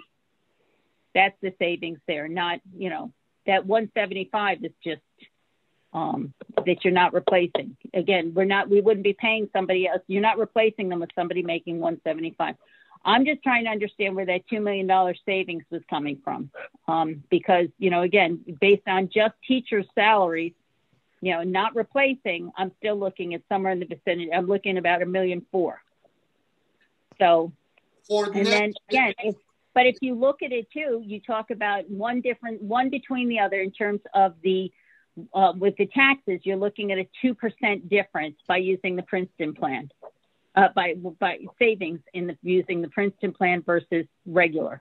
Well, in that staying with the status quo. But in that sense, Mary Pat, if you look in the status quo, we're using, I don't remember the exact amount, like $1.3 million in fund balance, and in the other one, we're only using $300,000. So in that sense, like I always said it's not apples against apples for 1 year. It's apple against apple for the entire 7 to 8 years. If not, we would have those peak and valleys. And that's why I always said it during the whole budget process. The fund balance that I'm using in one is different than the other one, because if I use the same number and the following year, I might need to, this year I will have, for example, for the Princeton Plan, if I use the $1.3 million, our tax levy increase will be maybe 1%, 2%. But then the following year, it will be 9%.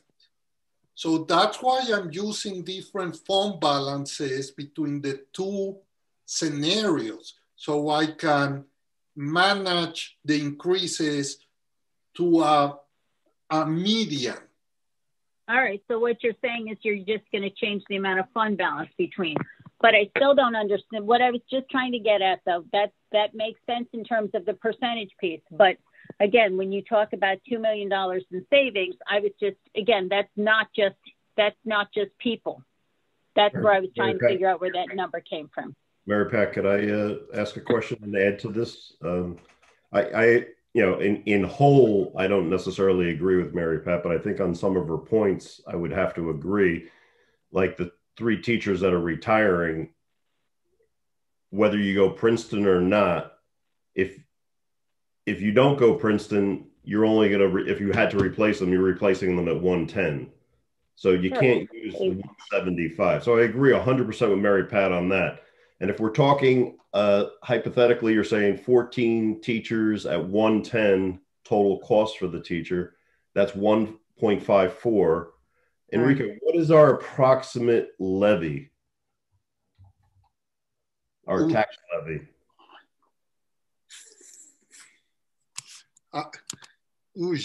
Now you got me. Give me a second. Because in simplistic form, we could take the 1.54, divide it by the levy, and that would give a rough percentage of the change the Princeton plan would provide. And that's something down and dirty, but reasonably accurate, I would think.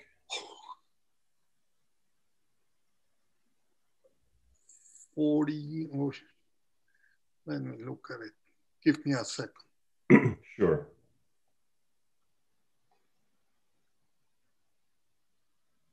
I don't feel so bad now that I didn't know it off the top of my head.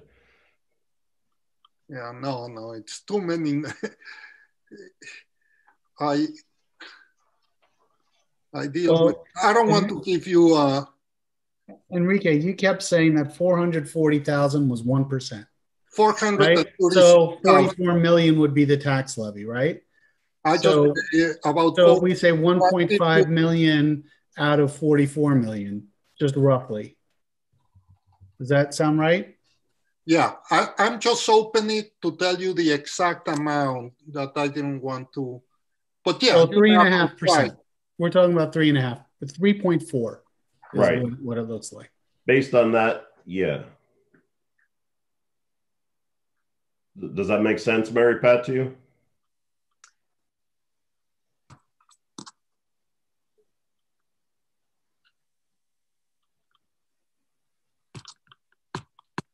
Mary Pat? She's pressing buttons.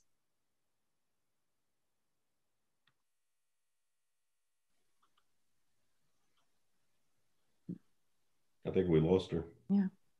No, I just was running numbers, so nope, that's fine. I just again, if there was a disparity between that, where those numbers were coming from, and it just wasn't making sense. I hear you, and that's why I wanted to chime in, and I think it comes down to that approximate 3.2. Yeah, actually, it's 48 under the Princeton plan. The is 48.3, and the status quo is 49.4. So it's 1.1. So it's 480 to 490,000 for each 1% of savings. You're still looking at about 3%. It's still 3.1. Yeah, it's still 3. It's 3.4. Might be a little bit less. Okay, so that's the ballpark. So we're talking about a little over a 3 to 3.5% savings, something like that, with the Princeton plan. Down and dirty. That's a very simplistic view, but a reasonable. Right. And then compounded over 10 years. If it's just people, again, there's going to be other costs associated. So I don't know that 3% might be just people, but again, it's okay. There might be other savings associated too that we didn't expect. There also might be other costs. There's going to be costs. Right. There's 100% going to be costs. Absolutely. If nothing else, just this very first, just moving everybody around this first year is going to offset a lot of the savings in that million, that $1.4 million. Well, we're also going to get increased transportation aid, I thought. But it's not going to be a wash. You're still, no, it's not a wash. It's still going to be, but it's still going to cost more to run these buses. You may get a little bit more aid, but you're not going to save money running the buses, more buses. So we grilled Liz on the last meeting, right, about transportation. And I think that we all came to the agreement that she said it was an additional $15,000 in fuel, but there would be no impact. What's that? We're not making money on this. If we're going to have to replace buses sooner, we're going to, because these buses are running more. There's no way to say that this is a savings. She said that was we're going to be running the buses more. So Mary Pat, I don't know if we should be judging this back up because we already grilled her on it last. No, I appreciate that, but I don't think we're going to save money on it. We're not saving. It's just not possible to run the buses. I mean, this at this point, this ship has sailed. But I don't think that we're going to be. I think it's unrealistic to think we're going to be saving money on transportation when we're running buses literally across the district, like for more. So I don't think we're saying we're saving money. I think we're saying we're getting more aid. And the good news is that it's not going to cost us more for busing to go to the Princeton plan. You know, we don't have an added expense that cuts into our savings of doing the Princeton plan. Nobody cares.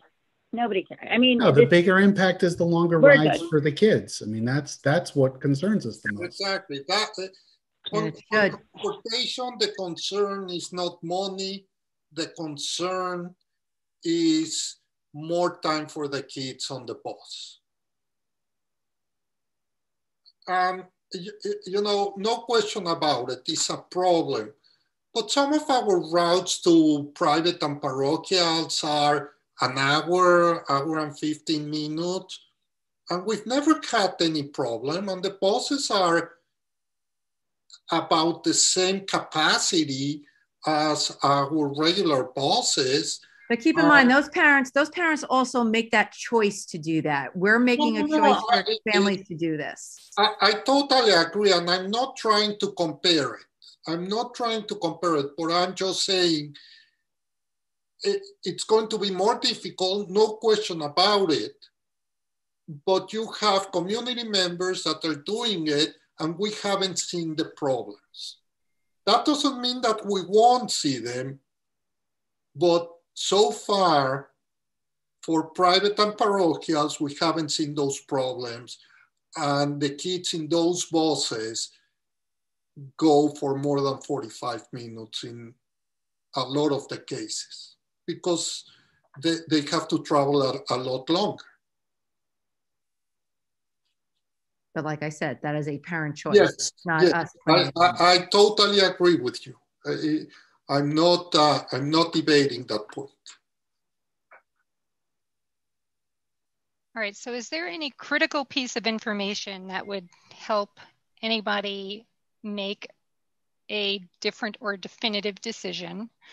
I heard some pretty strong yeses and a strong no, and we need information that would be obtainable within a reasonable amount of time. We also need to get back to whether we're doing this in 21 or 22, because the next meeting on April 7th is the last chance to change our budget, and we need Enrique to know what kind of figures he's putting forward. And if we are moving forward with Princeton Plan in 21, then our staff all need to know that as well, so that we have as much time as possible. We have the full 5 months to plan that. Mary Pat, I know you're a no to the Princeton Plan, but if the rest of the board votes yes for the Princeton Plan, would you vote for it to be enacted in 21 or 22 or? 22. Okay. I don't think it's been, I think there's way too much that's not answered to be able to put this into effect in 5 months. Okay. So we have at this moment 5 yeses, and we have 4 for 22. So we have a resolution that's prepared. Let me ask a question. Is there anything that would change any of the yeses to maybe this isn't the best idea, by the way? Like, yeah. I just have so many, like one parent wrote to us with an alternative idea that we haven't discussed in public. And one parent suggested 2 buildings at K123 and 1 building at 4-5. Lori, those were in the 84-page report.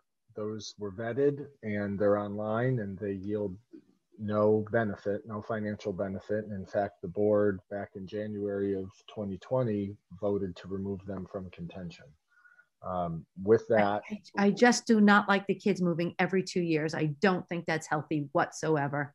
And when I'm looking at the emails coming in, it is 66%. It is 2 schools who don't want it, majority, and 1 school that does want it, majority. I'm not saying everybody in every school, but that just seems to be it. So I really want to know, why are we doing this just because we think, I know money has to do with it, but then we're bringing it down to this 3%. And we used to have tax raises of 7% until the 2% cap, which was fine. It made us our budget better. But are we looking for different? What about if we're not even implementing this till 2022? Presumably, I mean, because there were 4 votes. Why not even wait for a little bit more community input? I mean, we were ready to move this ahead for September of 2021. Why not just extend this period a little bit longer so that we can get more community input? I mean, if there is the belief that this could be pulled off for this September, I don't think there's any harm in leaving it, just requesting a little bit more community input before like a final decision, to commit to this is made. I mean, set a deadline, set September 2021, set January 2022, or, December 31st, find a date that's, a drop dead date for this. But I know so many people feel that they have not had their voices heard. Is there any value in extending that, since it wouldn't, at this point, not be implemented until 2022? I personally feel like we've been discussing this for a very, very long time. We have. But other people. I don't see any value in extending it any further. Wow. I feel like we're Congress passing something at 2 o'clock in the morning, which I know we're not doing. I know that didn't happen, but it's almost like under the cover of COVID, like some of you guys said before, that people have other stuff going on. And if don't have kids in the school, you're just not paying attention. And you should. I'm not saying you shouldn't, but you should, because you live in the district and you pay taxes, obviously. But I remember when we did that bond a few years back, we had community kids in school, kids at school, seniors. They actually came into the buildings. And I know that we can't do that yet, although I wish the board would do that. We ask our teachers to come in. We should certainly be in. That's another story. But I just feel like we're doing this under the guise, like I said, even though we've been discussing it, like Mary Pat just said, even though we've been discussing it, and I think we really have been discussing it, and it's been out there. I don't know, bringing people in.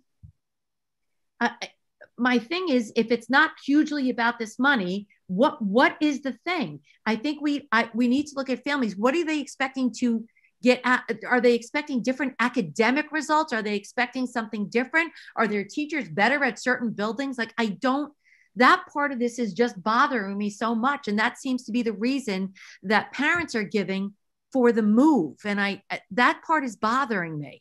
It's like, do we have to address other issues? What programs are being offered at schools that aren't being offered at others? Why don't we look at our award-winning? We have an award-winning principal at Frank G. We have award-winning programs with ABC that we could talk to Lisa about. Like, are we not doing things that we should be doing that would make the community more happy? Are there anything that the 5 people who are saying definite yes could hear that would make it not a definite yes? So Lori, you're trying to convince the yeses to go to no. No, I'm just saying what information. Well, you're on the fence, which I don't understand. And I would disagree with the comment that this is in the guise of it's hidden because it's COVID. No, it's not. It's not. It's hidden to a lot of people because they're focusing on other things right now with their lives, with what's going on in our world. Right, but we're not. I think we've been very open. I think we've had tons of communication. Because I really of do. COVID, I think this is more accessible, this information, to the general public. Like tonight, we've had over 150 people on. We've never had that. Yeah. So I think because of COVID and because of the technology change, it's allowed so many more people to watch in at a much better quality than what this used to be on a one camera from 40 feet away. that was incredibly blurry. And then you got to keep in Posted mind 2 days later.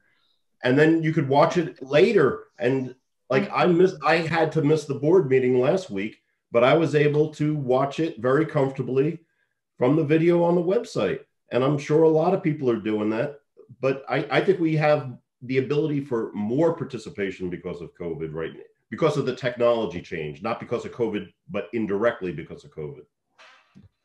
And if we extend the deadline for more input, we're just going to have more people ignore us for longer until we get to that next deadline. And then they'll say, but I didn't know, I didn't have time. I feel like I feel like we've gotten more input on this issue, I think, than any other bond proposition, anything else in the, I don't know, 14, 15 years I've been going to board meetings or been a board trustee. And I think, like Bill said, it's partly because there is more accessibility rather than less accessibility. People wouldn't come to the board meetings where they can actually sign online and see our meetings live from their home, which makes it a lot more accessible to them now. Yeah, I think the reality is just there's no silver bullet, right? There's no silver bullet. There's nothing that's going to give us everything that we want. So we have to take a side and make a choice, and neither side is going to be easy. You know, they're both going to be hard, one way or the other. And you're going to have half the community disagreeing with you no matter which side you take. So we've all got to make what we feel is the right decision, and we got to stop all this arguing about it. We've had more than enough time. If you've been unhappy the way things have been communicated or done, we've had more than enough time to bring up a different solution to the administration, which hasn't been done apparently, and we're not going to find one tonight. So, you know, we need to take a side. For me, it's been very tough. I've been on the fence for a long time, but I know I've got to take a side and I've got to stand by it. So I would expect that, you know, everyone takes a side, makes a decision. That's what we're here for. And it's going to be tough. But if there's another opportunity that we can revisit, I don't understand. There's not another opportunity we can revisit. This is the choice we have. Around that K1, 2, 3 was a lot more pleasing to me than K1, 2, 3, and 4, 5. Lori, but there was no benefit. We already nixed it. That doesn't address any of the issues we're trying to address. Right. That almost puts us in a worse situation. Why even bother to do that if you're not going to get any of the tax savings? And that's exactly why we rejected it the first time. And it doesn't give us the equity solution. I don't agree with the equity solution. I don't agree with social engineering of schools. I think we need to address program and what's happening in individual schools, but that's just me. I think we have that issue. Lori, there are kids that have a real tough time all over the place in a smaller school finding friends. When you expand their social circles, there's more of an opportunity to find friends and find a group that they can affiliate with. And, you know, it's very hard for some kids. So that while there are some kids that are great in K through 5 in one school and they become mayors of the school and they're popular and have a great time, there are kids who will struggle in some of those schools because they don't have exposure to other people. I agree with you. I work with children every day of my life for 35 years. Okay. I agree with you. I agree with you. I'm sorry, I thought you were done, Lori. No, I am. But Lori, to go to your point of you don't agree with social engineering, the exact opposite can be considered. By leaving neighborhood schools, you are social engineering. If that's your point, you are social engineering by saying that's important. That is social engineering. I just want to weigh in and talk a little bit about programs in the schools. The schools do not have different programs because of your zip code. The schools do not have different qualified or credentialed staff because of your zip codes. Exactly. What is contingent on your zip code is how many kids are going to be in your classroom. That's the way it's been. It's becoming exacerbated. And depending on your zip code, you'll have 27 kids in 5th grade or you'll have 19. Depending on your zip code next year, you'll have 11 in 1st grade or you'll have 21 in 1st grade.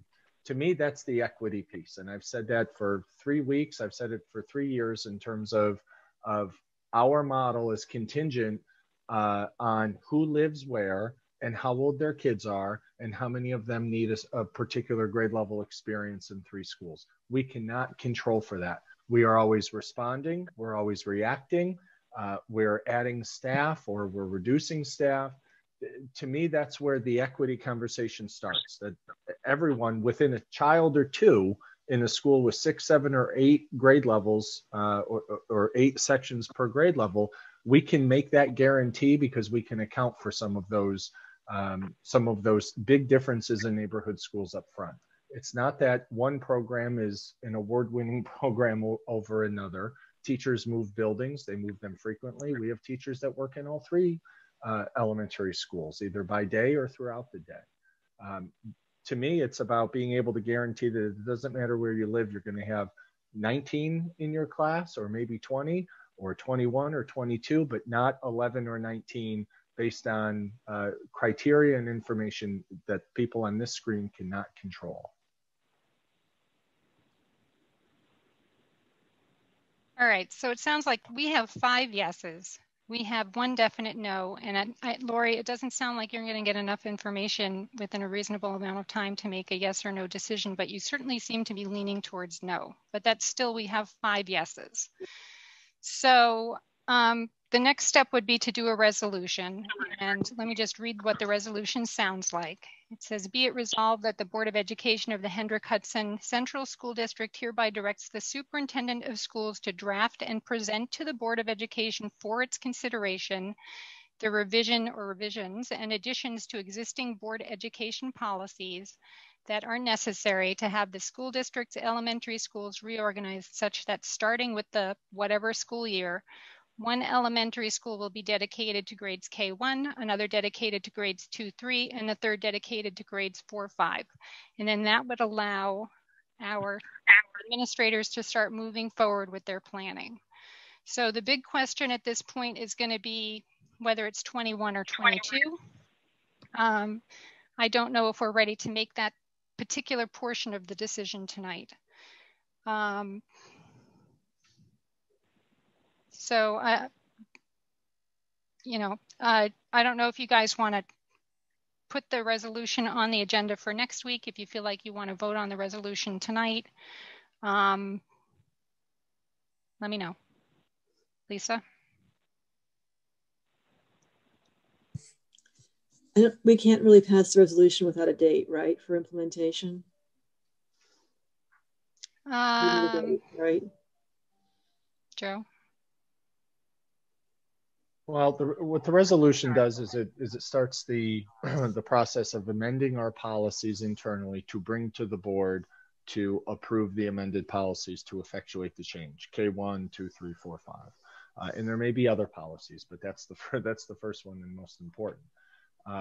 While we have that policy and formality discussion, like I've been saying, the act of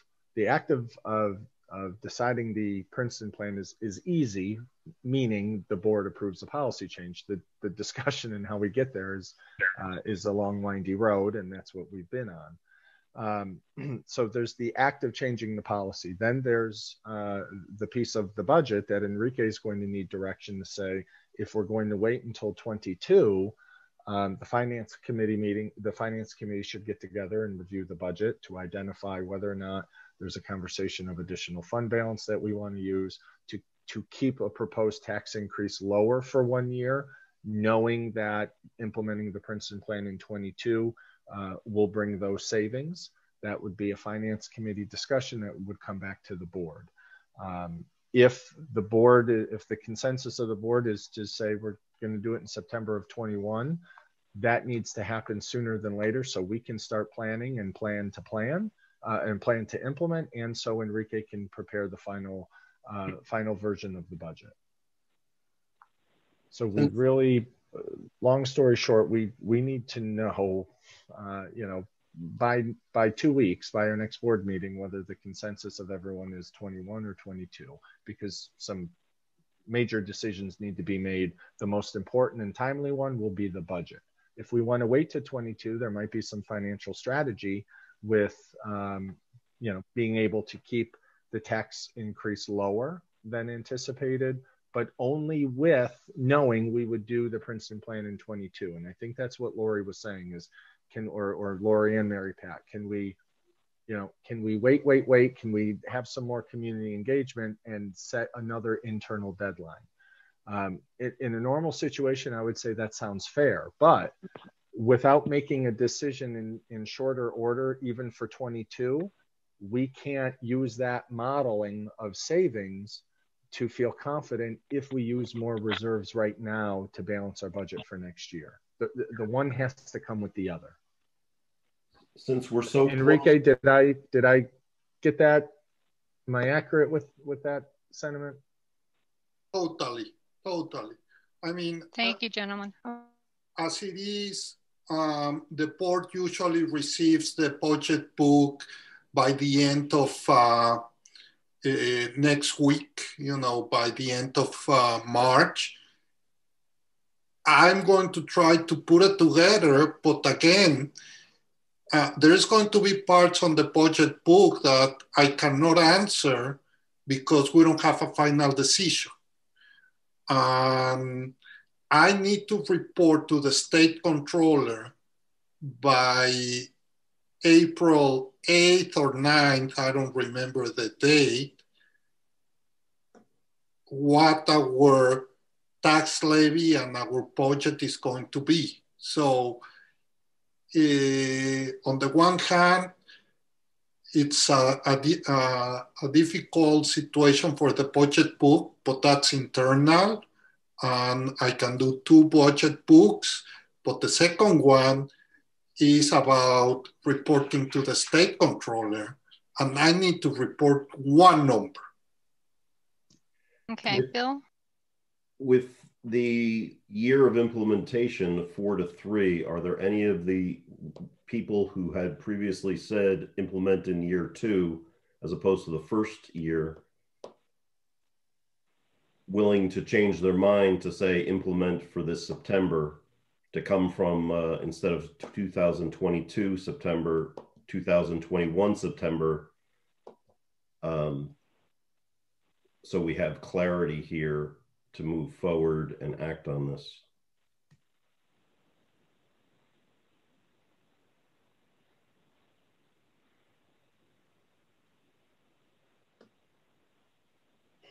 I mean, honestly, not really. I mean, I'm basing my argument or my decision around the pandemic. We have no idea what school's going to look at. I mean, even if Joe, I know you guys have had internal conversations, even if you could lay that all out for me so I could see the plan in detail, I still real hesitation is about putting time and energy into a plan that's based on hoping the pandemic is over.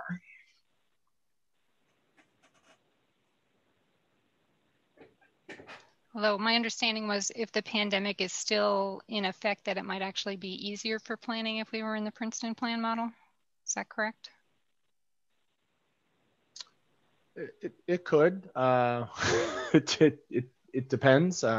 Mask wearing, I think, is going to be around with us for a while, especially until there's a children's vaccine. I think the jury is still out on whether it's face shields or plexiglass dividers, and whether it's 6 feet or under 3 feet. What we don't know is whether or not the governor or the state education department will continue with asking school districts to provide families with a full remote option.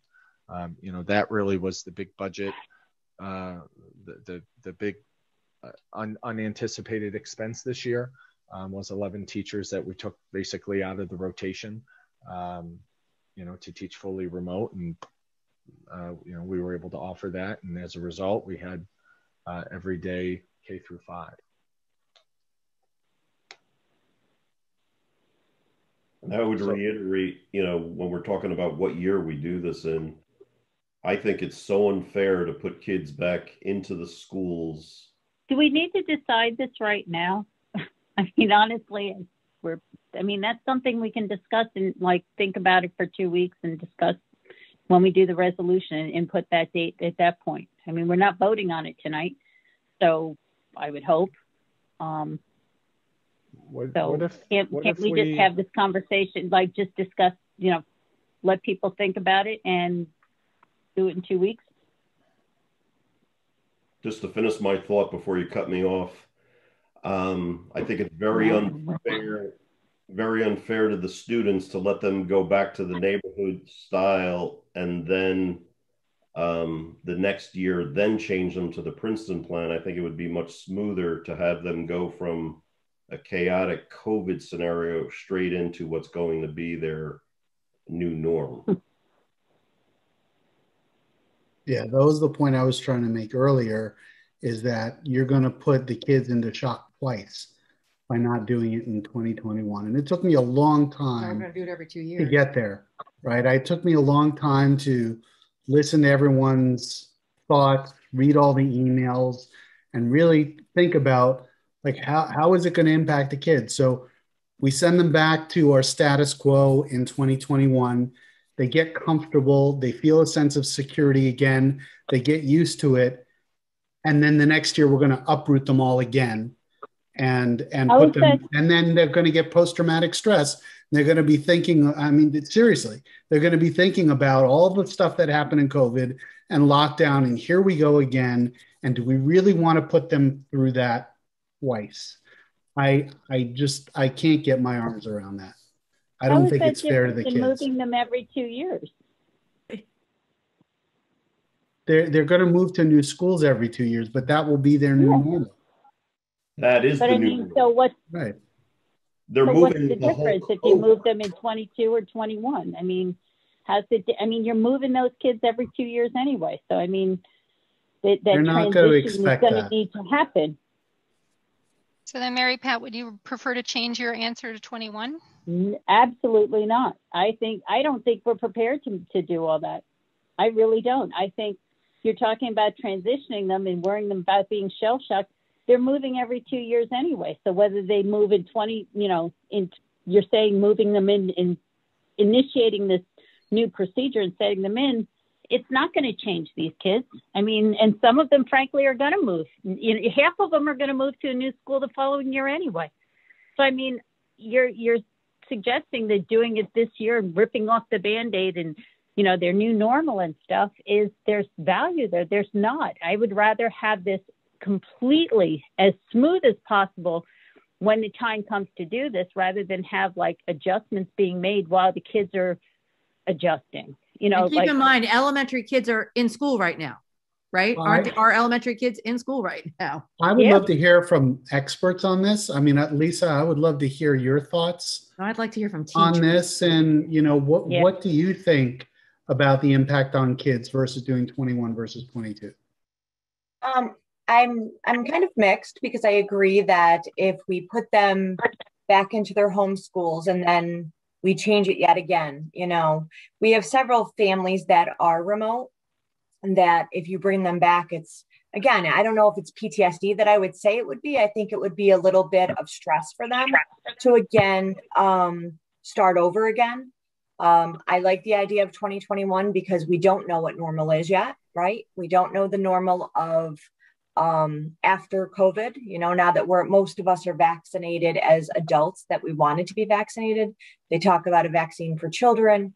It's really going to depend on, I don't want to say that I have an answer for that. I mean, my personal opinion would be probably 21 is the best of the ones. If you go to 22, I think then you're very similar to what you and Bill had said, is they get comfortable in their environment, and then we're moving them yet again.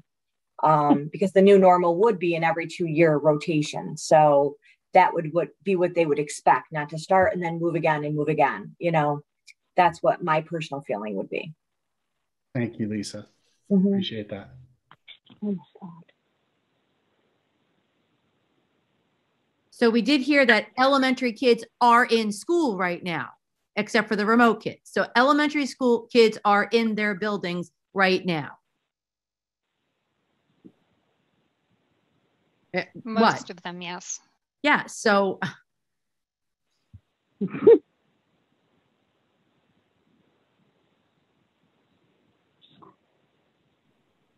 I was sitting on the fence. If we go through with this, I'm 2022.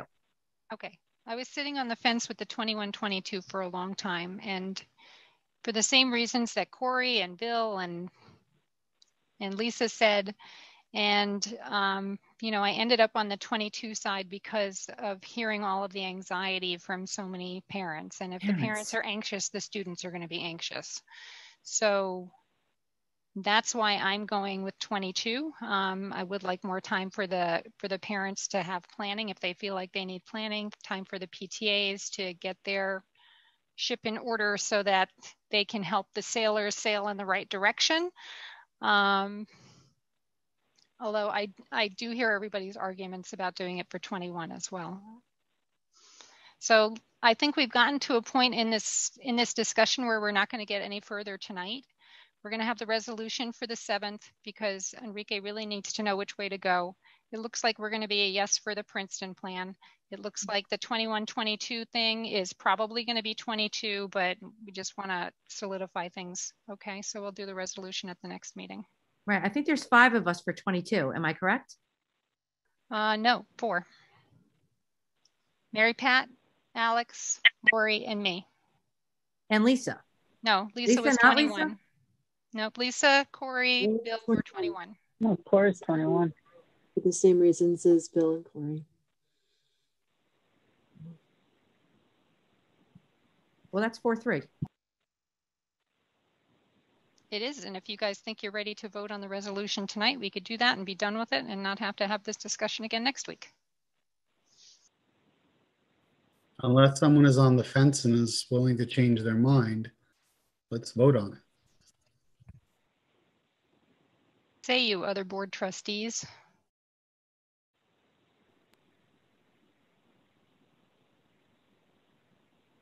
Lisa, you're unmuted. Were you about to say something?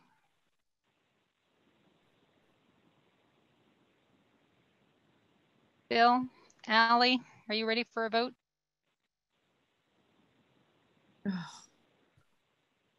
Why wait if we're all decided? If we're all decided, why wait? Let's get moving in a positive, functional direction. Because we did tell the community that we would be voting on this in the April meeting. We actually did that. So we should stick with that. We told them we would be making a decision. We would be discussing our decision tonight and that we would be making the vote by early April. So I didn't want to promise them that we would be able to make the vote tonight in case we weren't able to, but it sounds like the majority of the board is ready to go ahead and put a stamp on their decision. Joe, do you have a resolution for us to look at? Yeah, we do have one. Greg, do you want to bring that up, please? So this is a resolution in consultation of our attorneys. As we've talked about for a while, there are other districts that are organized in the Princeton Plan, and this resolution that the attorneys presented is modeled after some of those policies in which they represent. So basically states, I'm not going to read it to you, but basically states that I, as superintendent, will start doing a policy review to make sure that necessary policies in terms of educating students K through 5 will reflect the fact that students will be educated in a K to 1 school, 2 to 3, 4 to 5, and we just need to pick a school year to effectuate that change.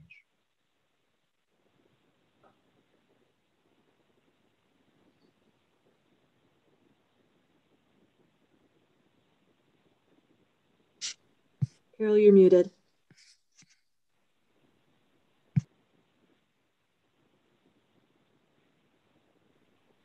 Sorry about that. My spacebar thing wasn't working. Am I unmuted now? Okay. So with the 4-3 decision on the year, it would be the 2022 school year. So I would need someone to propose the resolution. I'll propose it. Has everybody had a chance to read the resolution? Since Joe read it to us, I suppose yes. I have to voice we told the community not till April. That's what we told the community. We are doing this tonight and this is not fair. We told the community April. And I do not, I have to vote, because if you say we have to vote, we have to vote. But I am sick to be a part of this right now. We told the community April. We told the community by April. We don't even know what buildings people are going in. What's the rush? What's the rush? What's 2 more weeks?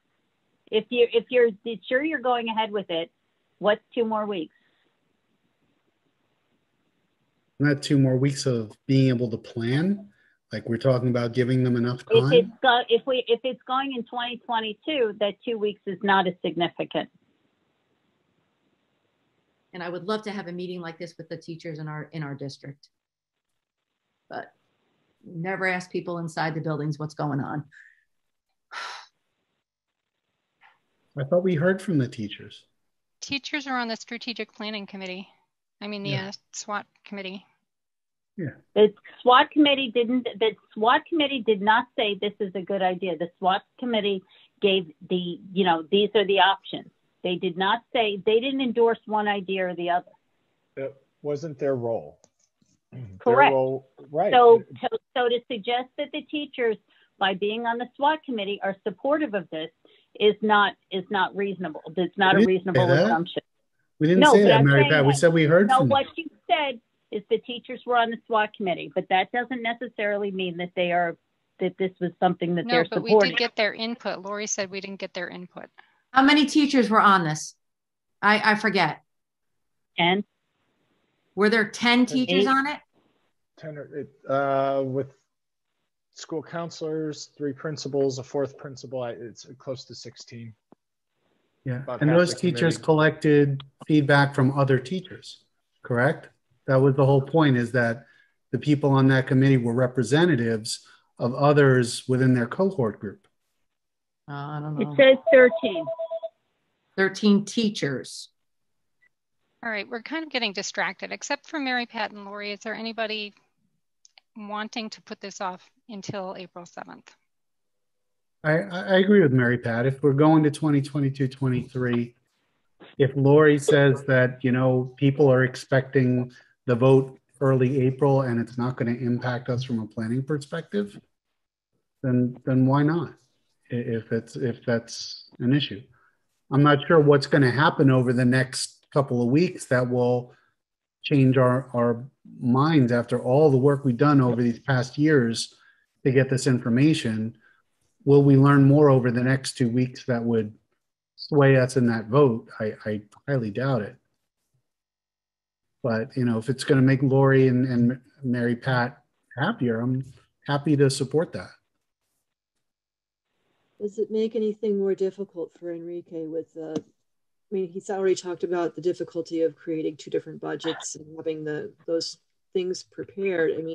Without that formal resolution, without that formal decision, is this going to make things more difficult? And how is this going to change what the public is going to do? There has been a lot of input up until now. We've heard from both sides of the community. I don't know that more input is really going to change our votes. Enrique, when are we voting on the budget?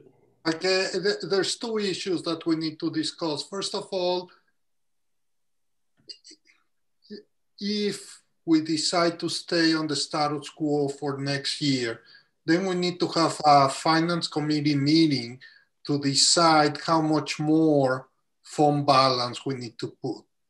So if we're going to make the decision in 2 weeks, we cannot have that finance committee meeting, because after the meeting, I have to go to the state controller's office and write down the numbers. So we will be having that. It's possible a finance committee meeting without discussing the fund balance, without being sure that that finance committee meeting is worthwhile or not, because someone might change their mind and vote, let's do it next year, this year.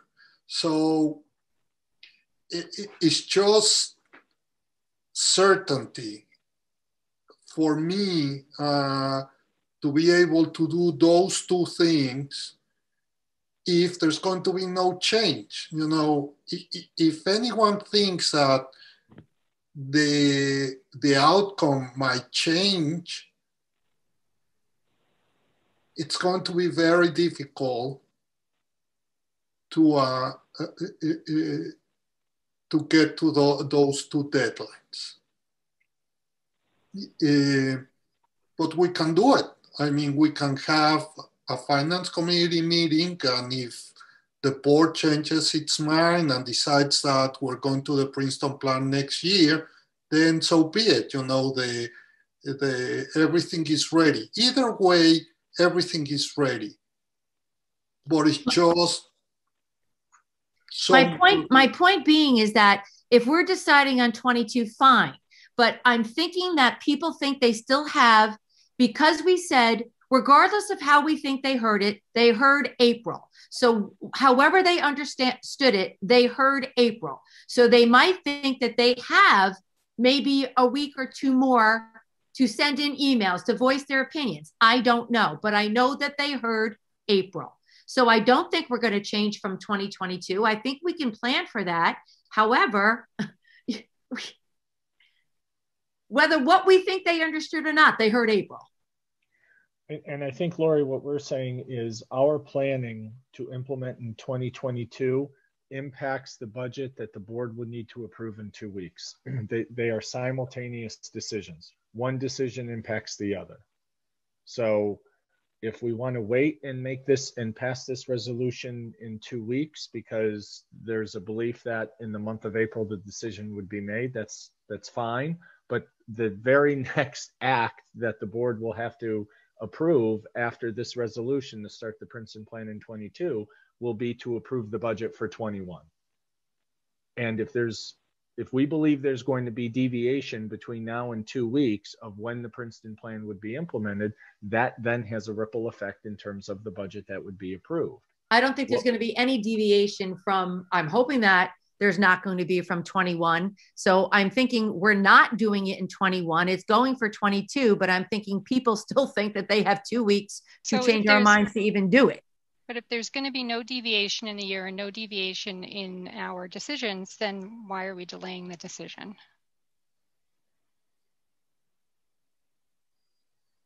Because people still think they have 2 weeks to actually write to us.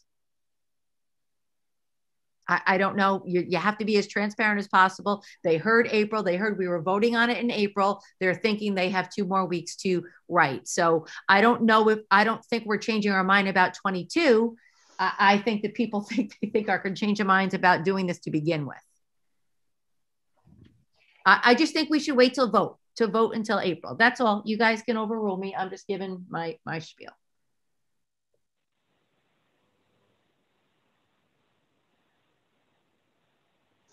All right, we have a proposal for this resolution, but we don't have a second. If we don't get a second, then we're not going to vote on it tonight.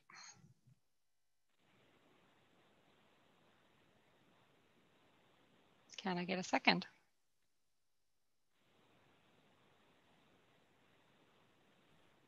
I'll second it. Oh,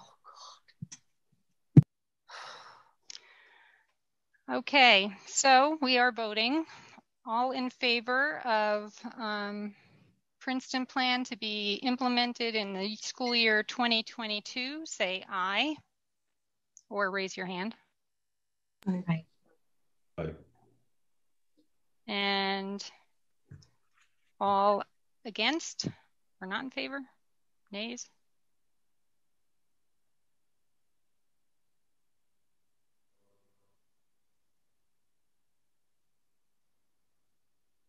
Any against?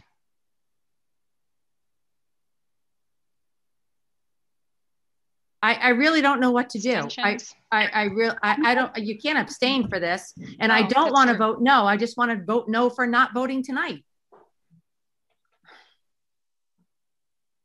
I don't get you people. I don't get that you don't listen to people. I don't understand. I don't get it. We said April. Lori, I take a lot of offense to that. I do too. I think we said we all April. do. We said as a board, April. But Lori, what? No, we said by pressure. April for one. We need to what, Mary Beth? We've been doing this here for 5 hours. We've been doing this for 5 hours. I think no, we've been doing it for 5 years. No, but I'm saying tonight, I think people are up to I think everybody here is pretty much hit their they've hit a wall. I know I have. Okay. I'll be honest.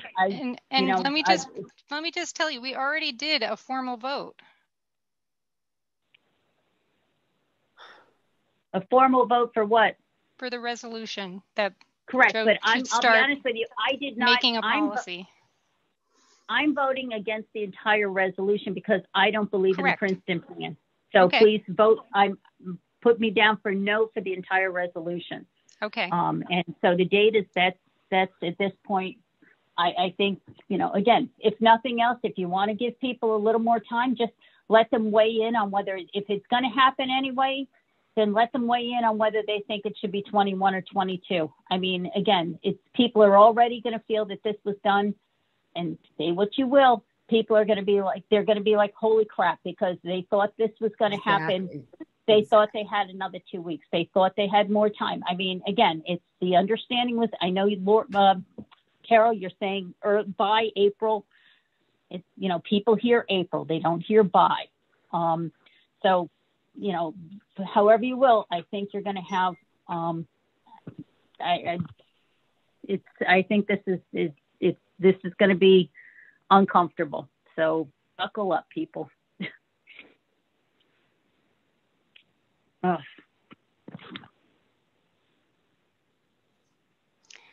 Okay, so just to clarify, this is a resolution to start drafting a policy. This is not the final decision. The final decision comes when we vote on the policy, but this is going to set our direction for our financial course for the next year. More than that. And we will have a policy for the board to approve in 2 weeks. Okay. So that sounds like that addresses Lori's concern, right? Right, because we could still change the date on the policy. Right, we're not, the policy doesn't, so we're voting on Joe being able to draft all this, right? We're not voting on the actual policy itself because it has to be written. So right. Lori, to your point, we're not actually doing the vote on it tonight. We're voting to move forward with drafting the stuff that we need to vote on.